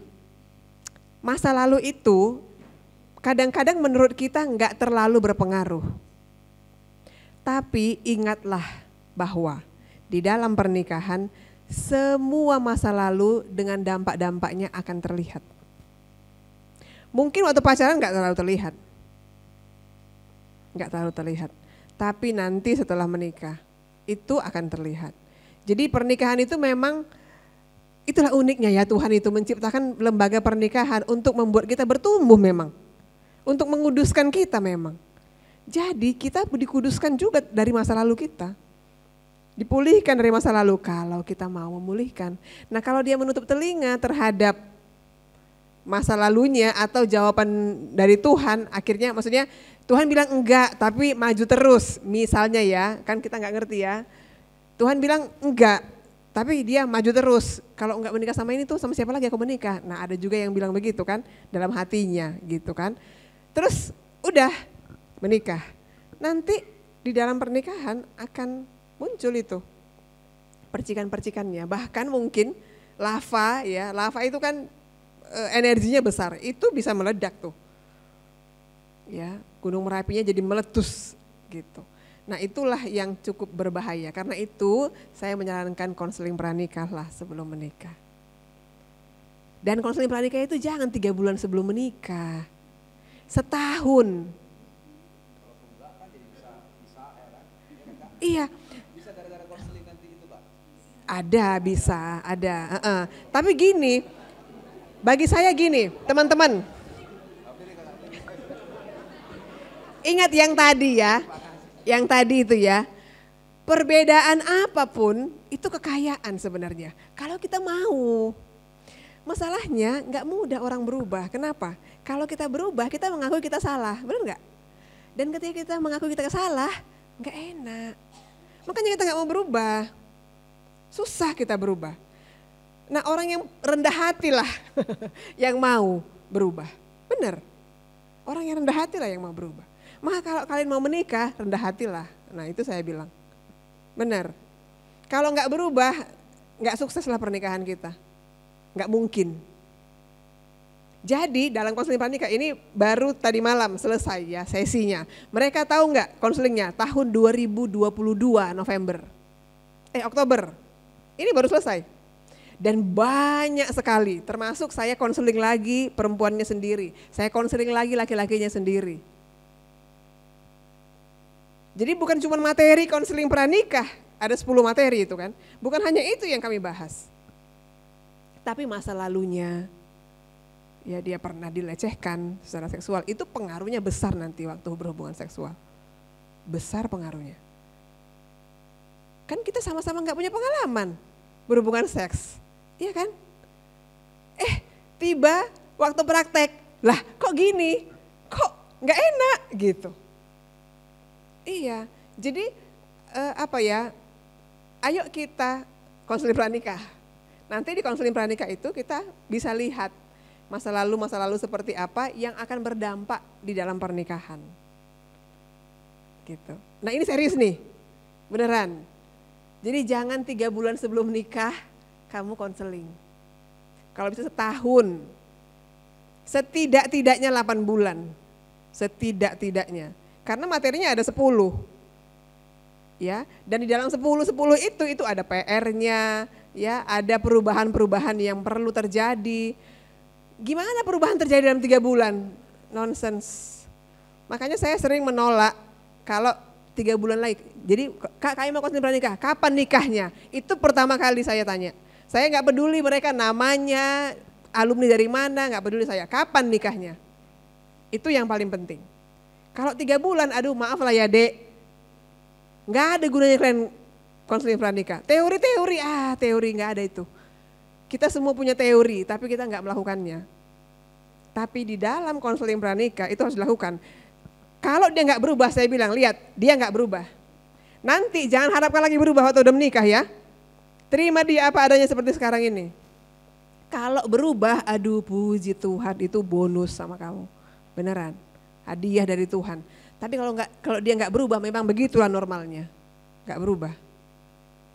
Maka perubahan yang terjadi yang perlu kita alami di mana? Waktu pacaran. Kalau waktu pacaran nggak berubah, semuanya ya senang-senang aja, yang happy-happy, yang enak-enak aja. Bahayalah pernikahannya, beneran. Gitu. Maka jangan takut punya masa lalu yang buruk. Jangan takut untuk masuk dalam pernikahan. Ayo dibereskan gitu, dipulihkan ayo. Dan itu bisa. Jadi apakah konseling pranikah bisa membuat putus? Bisa. Tapi bisa nggak diperbaiki? Kamu mau nggak berubah? Itu aja. Karena nggak semua orang siap untuk berubah.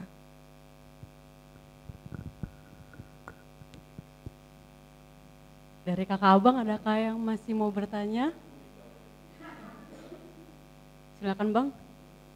Boleh kenalin diri ya bang ya.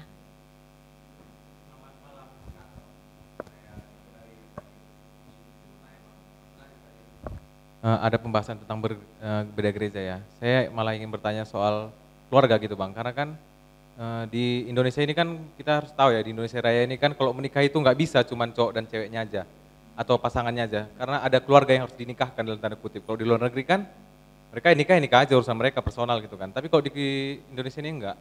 Bagaimana kalau misalnya dalam suatu pernikahan dan kita memang udah sama-sama lahir baru, sama-sama anak pelayanan dan komunitas yang sama, tapi keluarga kan belum tentu bang punya pemikiran yang sama seperti kita, belum tentu juga mereka terinjili dengan baik, mereka hanya tahu bergereja, bersuku gitu kan bang, bahkan untuk dalam kasus dalam orang Batak pun bahkan mereka ada se-ekstrim di mana mereka nggak tersinggung dibilang nggak beragama, tapi tersinggung dibilang kalau nggak beradat gitu dalam artian.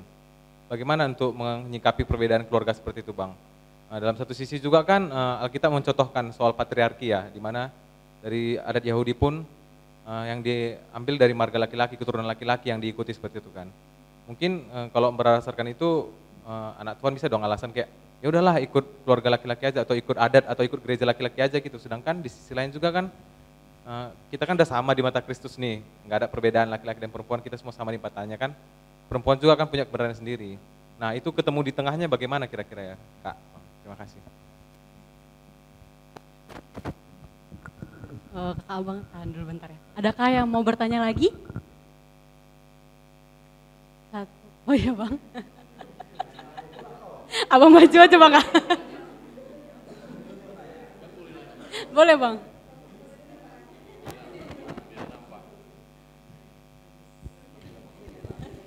Tahu nggak kenapa Bro Benny susah menjawabnya? Karena sama-sama GKPI orang ini, sama-sama Toba. Jadi pertanyaannya itu yang paling kompeten, saya yang menjawab. Teman-teman, kenapa saya maju? Karena honornya harus berbagi rata kan? Teman-teman begini, saya Simalungun, mama bapak Simalungun, asli. Ya.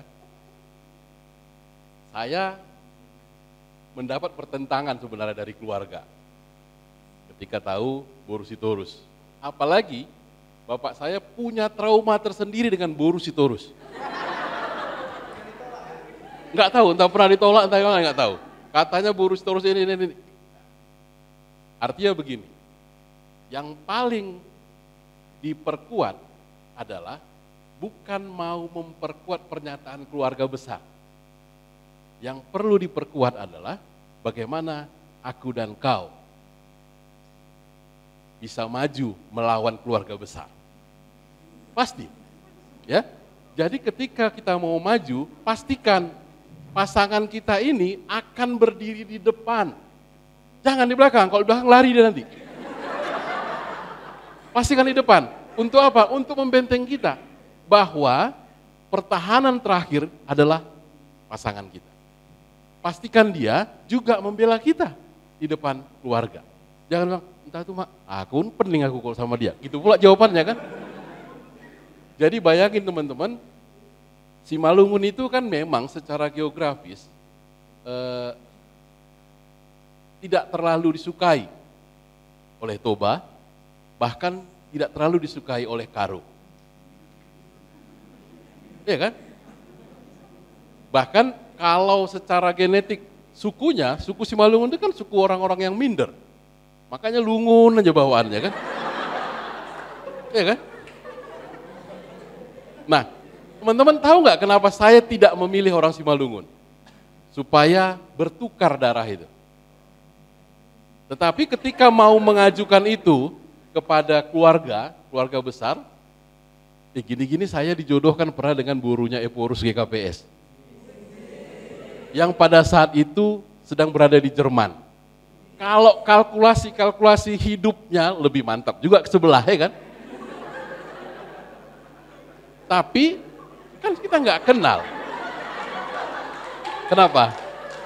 Iya, saya lebih suka. Nah saya mau cerita, bahkan nggak apa-apa ya sampai malam kita sampai pagi ya. Kita untungnya di satu pelayanan yang sama. Jadi bayangin dari Persekutuan Siswa Kristen Medan dari tahun 94. Ini istri dari tahun 90. Nah, saya juga mau beli pengetahuan. Ini kakak kelas saya 2 tahun. Ambil ke atas karena IP saya tinggi pada saat itu.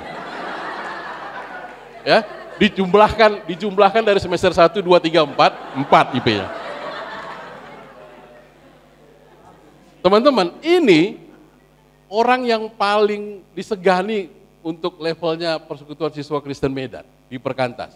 Sementara saya and the gang itu orang yang paling brutal di situ.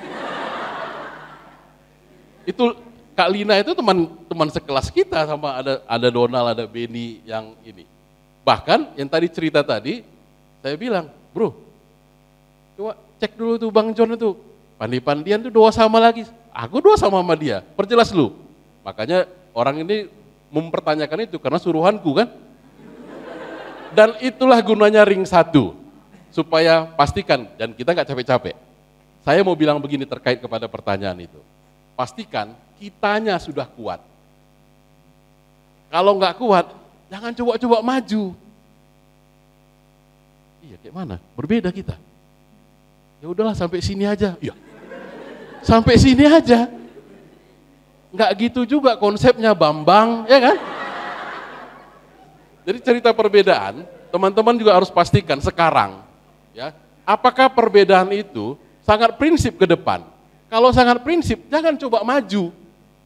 Udah tahu akan sangat prinsip persoalan itu ke depan, tapi kita memulai dengan perbedaan.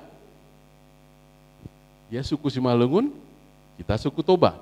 Itu payah, apalagi Karo dengan Toba. Wah, ini makin payah.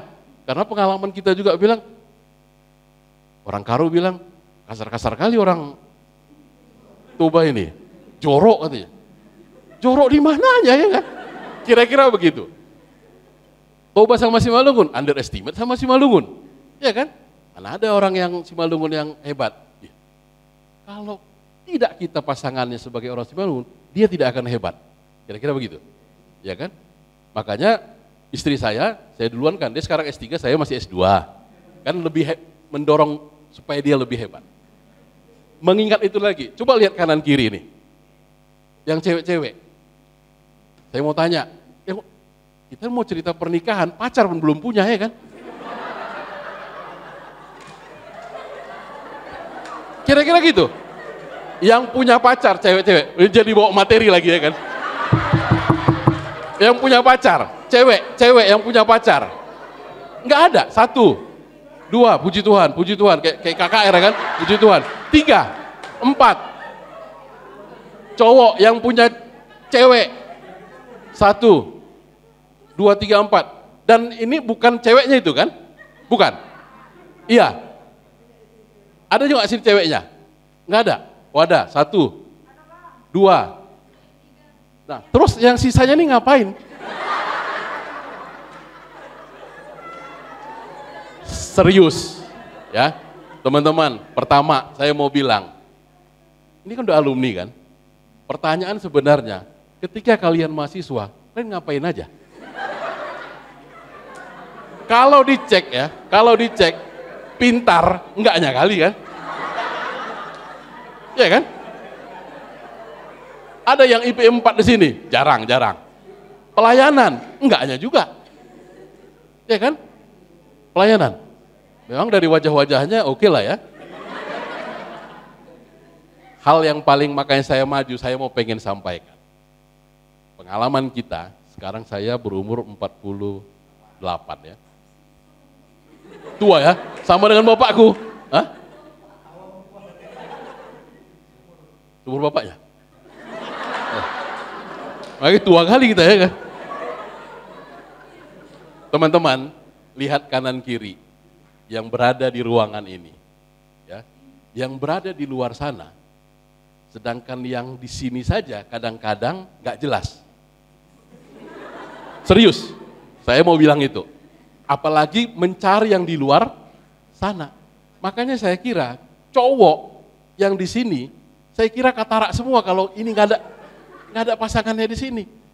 Nah, cewek, ini penyakitnya cewek pelayanan. Kriterianya banyak lengkap. Ah, lebar kali kupingnya. Ah, bau kali badannya. Semualah ini kan. Itu sangat-sangat sekunder kriterianya. Pastikan dia anak Tuhan, itu modal yang cukup untuk memulai hubungan yang lebih serius. Kalau perbedaan-perbedaan itu cukup cuma 1, pastikan berbeda kelamin, selesai. Mau berbeda suku, berbeda gereja, yang sialnya berbeda orang tua, yang udah pasti. Nggak boleh kan? Hah, iya. Makanya teman-teman, tiru Bro Benny ini mencari istri yang anak tunggal. Bapak, mama atau calon mertuanya udah mulai tua-tua gitu kan. Jadi nggak terlalu banyak persoalan. Makanya dia gemuk dan sejahtera gitu ya. Serius. Makanya kita, kau juga yang betul ya bro, pandai kau cari harta warisan itu ya kan. Kembali ya, kembali. Saya mau tekankan, pengalaman kita ketika mahasiswa, alumni, teman-teman terlalu tinggi kriterianya. Padahal cukup satu kriterianya, anak Tuhan. Jelas. Setelah umur 30 ke atas, karena sebelum 30 ke bawah, siapa lu? Ya kan? Setelah umur 30, 32, 35, siapa aja? Sehingga banyak sekali alumni-alumni kita yang menikah dengan yang tidak sepadan. Tahu sepadan kan? Setia pada agama dan negara. Itu intinya. Ini cerita ini harusnya kita kupas habis, ya. Dalam bentuk retreat harusnya 4 hari 3 malam ini ya. Oh nanti ya, ya. Ya tolong ya dicatat ya, Lin. Keynote speakernya saya ya. Saya mau bilang pesannya itu. Saya dari tadi situ mau bilang bahwa teman-teman modal utama cuma satu. Pastikan dia sudah lahir baru anak Tuhan, lainnya itu tabu, tai burung. Serius, itu hal-hal yang, karena kalau itu tidak kita pastikan dan kita menikah seumur hidup, sial, menderita. Lalu sekarang kalau teman-teman karena belum masuk kepada fase pernikahan, sekarang sudah ada pemahaman-pemahaman.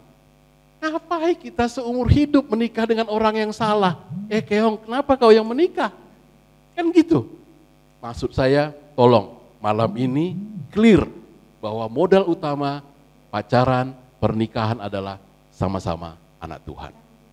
Masalah rezeki, masalah anak, itu bukan masalah yang utama. Apalagi keluarga besar. Kalau kita pasangan sudah cukup kuat, maka yang lain tidak akan menjadi lawan kita. Anggap seperti yang dibilang Mazmur, kalau Tuhan bersama kita, maka yang lain tidak akan bisa melawan. Kalau kita bersama istri, maka yang lain pasti akan noleh, ya kan? Ganteng juga abang itu, kira-kira gitu ya. Supaya apa? Teman-teman kita sepelayanan juga banyak yang menikah dengan yang tidak. Dan sekarang capek, tanda petik. Untuk apa? Melahirbarukan pasangannya. Ada yang berhasil? Ada. Ada yang enggak? Banyak. Jadi modal utama cuma satu. 2 lah ya. 1 perbedaan kelamin, 2 pastikan dia anak Tuhan. Kriteria, usah tinggi-tinggi kali. Ya kan? Kalau garis kemiskinan sudah di tangan. Ya kan? Kemiskinan sudah di tangan. Jadi apa takut kita? Ya kan? Bagi yang laki-laki ini, burung saja dipelihara Tuhan. Apalagi kita yang punya burung. Saya mau bilang, asal kita pasangan dekat, tadi berapa menit tadi? Pasti kuat. Perbedaan-perbedaan itu gampang. Oke, saya sudahi ya. Udah tepuk tangan ya? Sudah ya. Doa. Oke, kita berdoa. Oke, terima kasih. Ingat ya, 1, 2, 3, 4 pembicaranya. Oke, terima kasih Bang, dipersilakan duduk. Buat kakak abang, teman-teman ada yang mau bertanya lagi? Untuk satu orang? Nggak ada? Oke, pertanyaan terakhir kakak abang. Apa yang menjadi pendapat kakak abang tentang perjanjian pranikah? mungkin udah banyak ya pembahasan tentang itu, tapi kayaknya kita yang ada di sini perlu tahu dan sadar juga kayak gitu. Terus setelah itu boleh closing statement Kak. Silakan Kakak Abang.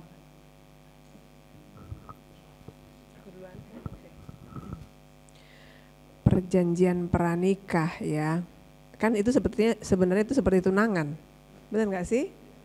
Gitu maksudnya Dek, tunangan? Yang itu loh Kak. Oh oke, legalitas ya, yang legal ya. Oh oke.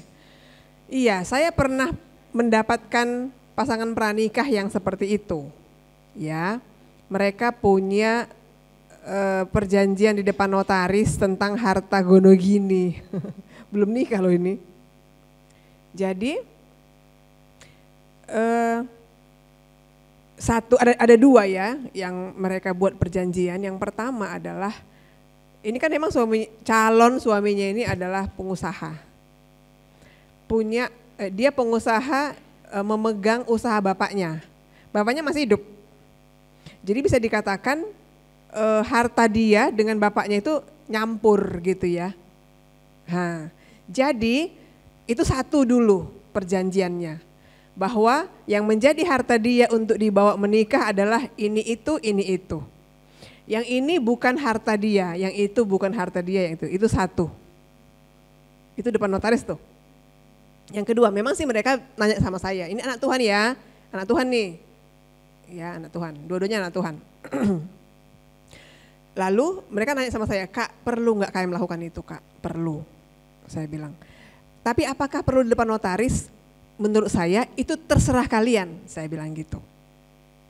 Kalau sudah clear dengan bapak dan mama tentang hartamu, saya bilang sama calon suaminya ini, menurut kakak sudah nggak ada masalah. Dan sudah pasti harus dikasih tahu sama dia anak paling kecil pula, laki-laki. Ya, ada dua saudaranya. Yang pertama abang, yang kedua kakak. Dia yang ketiga laki-laki lagi, gitu.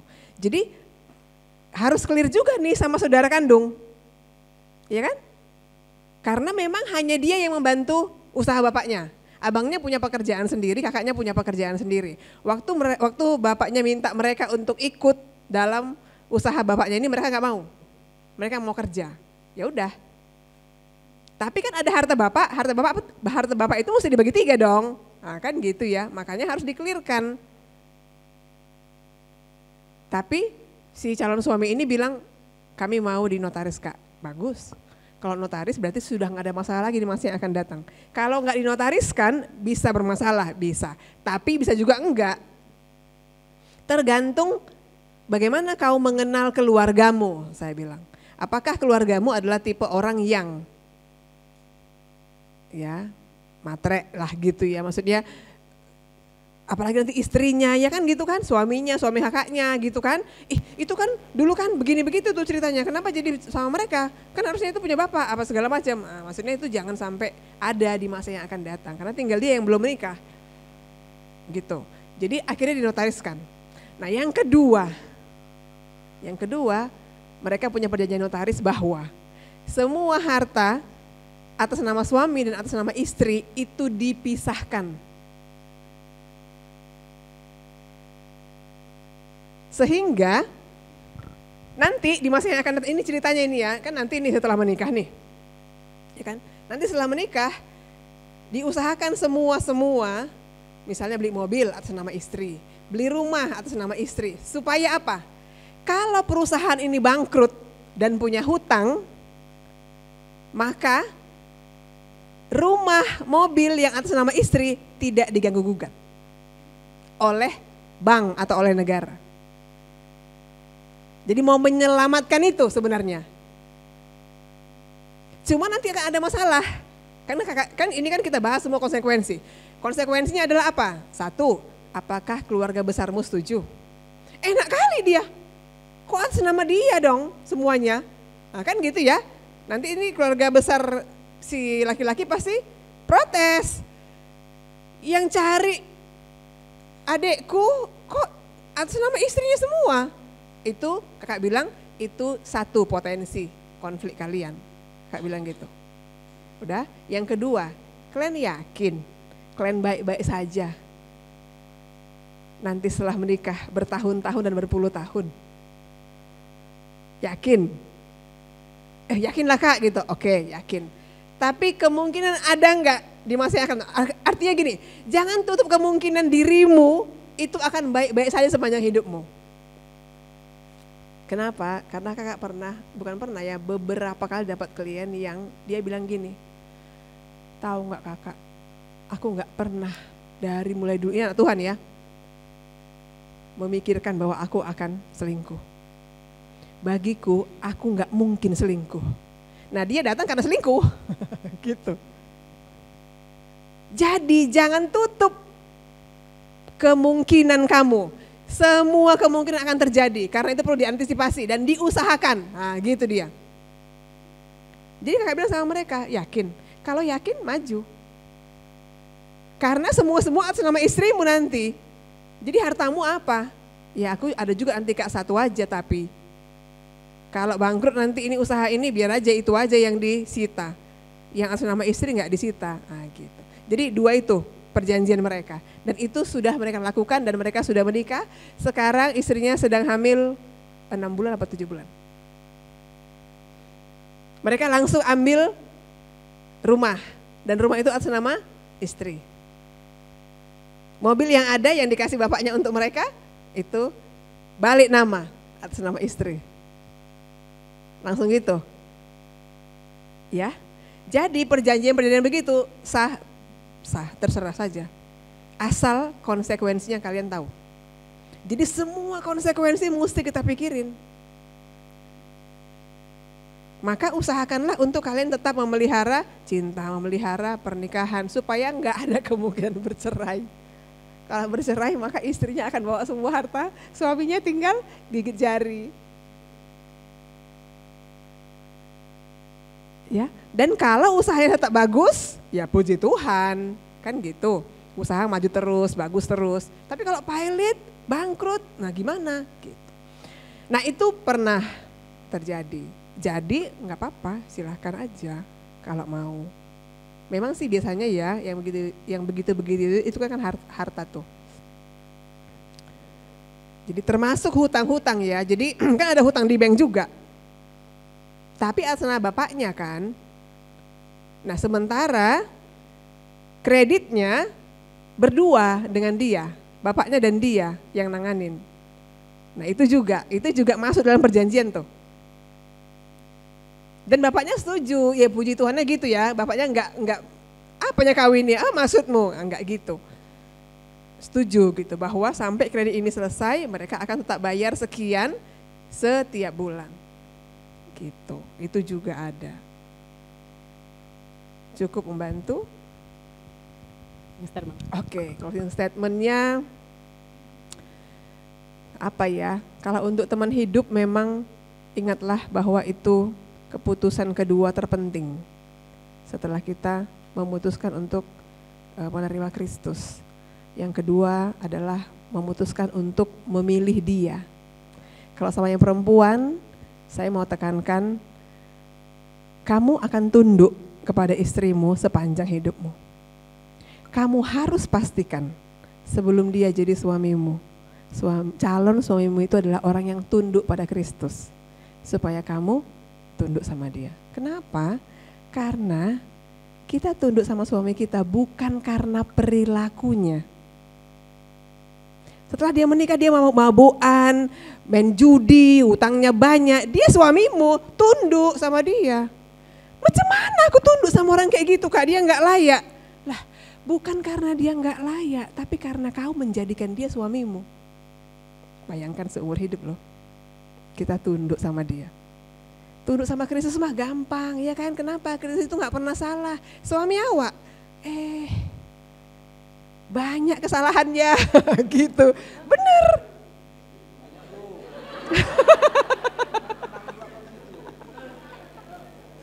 Iya. Nah, kepada yang laki-laki, ya pesannya, mengasihi seperti Kristus mengasihi jemaat. Kamulah Kristus dalam keluargamu. Kalau saya sering menelesengi ya, ketawa, maksudnya melucu-lucu gitu. Siapa biasanya yang bandel? Kristus apa jemaat? Jadi ketika jemaat bandel, Kristusnya memaafkan enggak? Nah ketika istrimu bandel, hai suami-suami, maafkanlah istrimu. Ya, dan itu enggak mudah loh Dek, beneran. Laki-laki orang Batak itu semuanya egois. Kenapa? Karena secara budaya dia ditempatkan di tempat yang tinggi dibandingkan perempuan. Jadi dia mau dilayani terus, benar nggak? Tuhan bilang, Tuhan bilang, kamu mau jadi pemimpin dalam keluargamu, jadilah pelayan, benar nggak? Tapi kalau kamu mau jadi suami, tapi kamu mau jadi istrimu yang kamu jadikan pemimpin, itu namanya bukan keluarga yang Alkitabiah. Keluarga yang Alkitabiah itu adalah suaminya pemimpin, dia adalah Kristus. Kristus itu 100.000 sejuta kali mengampuni. Coba mana lebih banyak? Ketika istri selingkuh diterima lagi oleh suaminya, atau ketika suami selingkuh diterima lagi oleh istrinya? Ketika suami selingkuh diterima lagi oleh istrinya. Padahal harusnya kebalikannya. Enggak bercanda. Saya cuma mau bilang begini, sebagai laki-laki kamu adalah Kristus dalam keluargamu. Kamu yang menebus keluargamu. Kamu harus rela mati untuk keluargamu. Ya. Untuk istrimu kamu harus rela mati. Berani banting tulang, ya kan? Jadi sebelum memutuskan ke sana, ini dua prinsip ini, sebagai laki-laki dan sebagai perempuan yang ingin menikah, prinsip itu benar-benar harus dipegang. Itu agak berbeda dengan budaya kita. Ya, laki-laki harus melayani di rumah sebenarnya. Tapi budaya kita perempuan yang melayani. Cuman kan melayani itu kan tidak harus misalnya menghidangkan minuman, masak, kan enggak gitu. Melayani itu dalam pengertian bahwa dia harus merendahkan diri sebagai pemimpin. Maka relalah berkorban dan mati untuk istri dan anak-anakmu. Itu pesan untuk laki-laki. Demikian saja, terima kasih.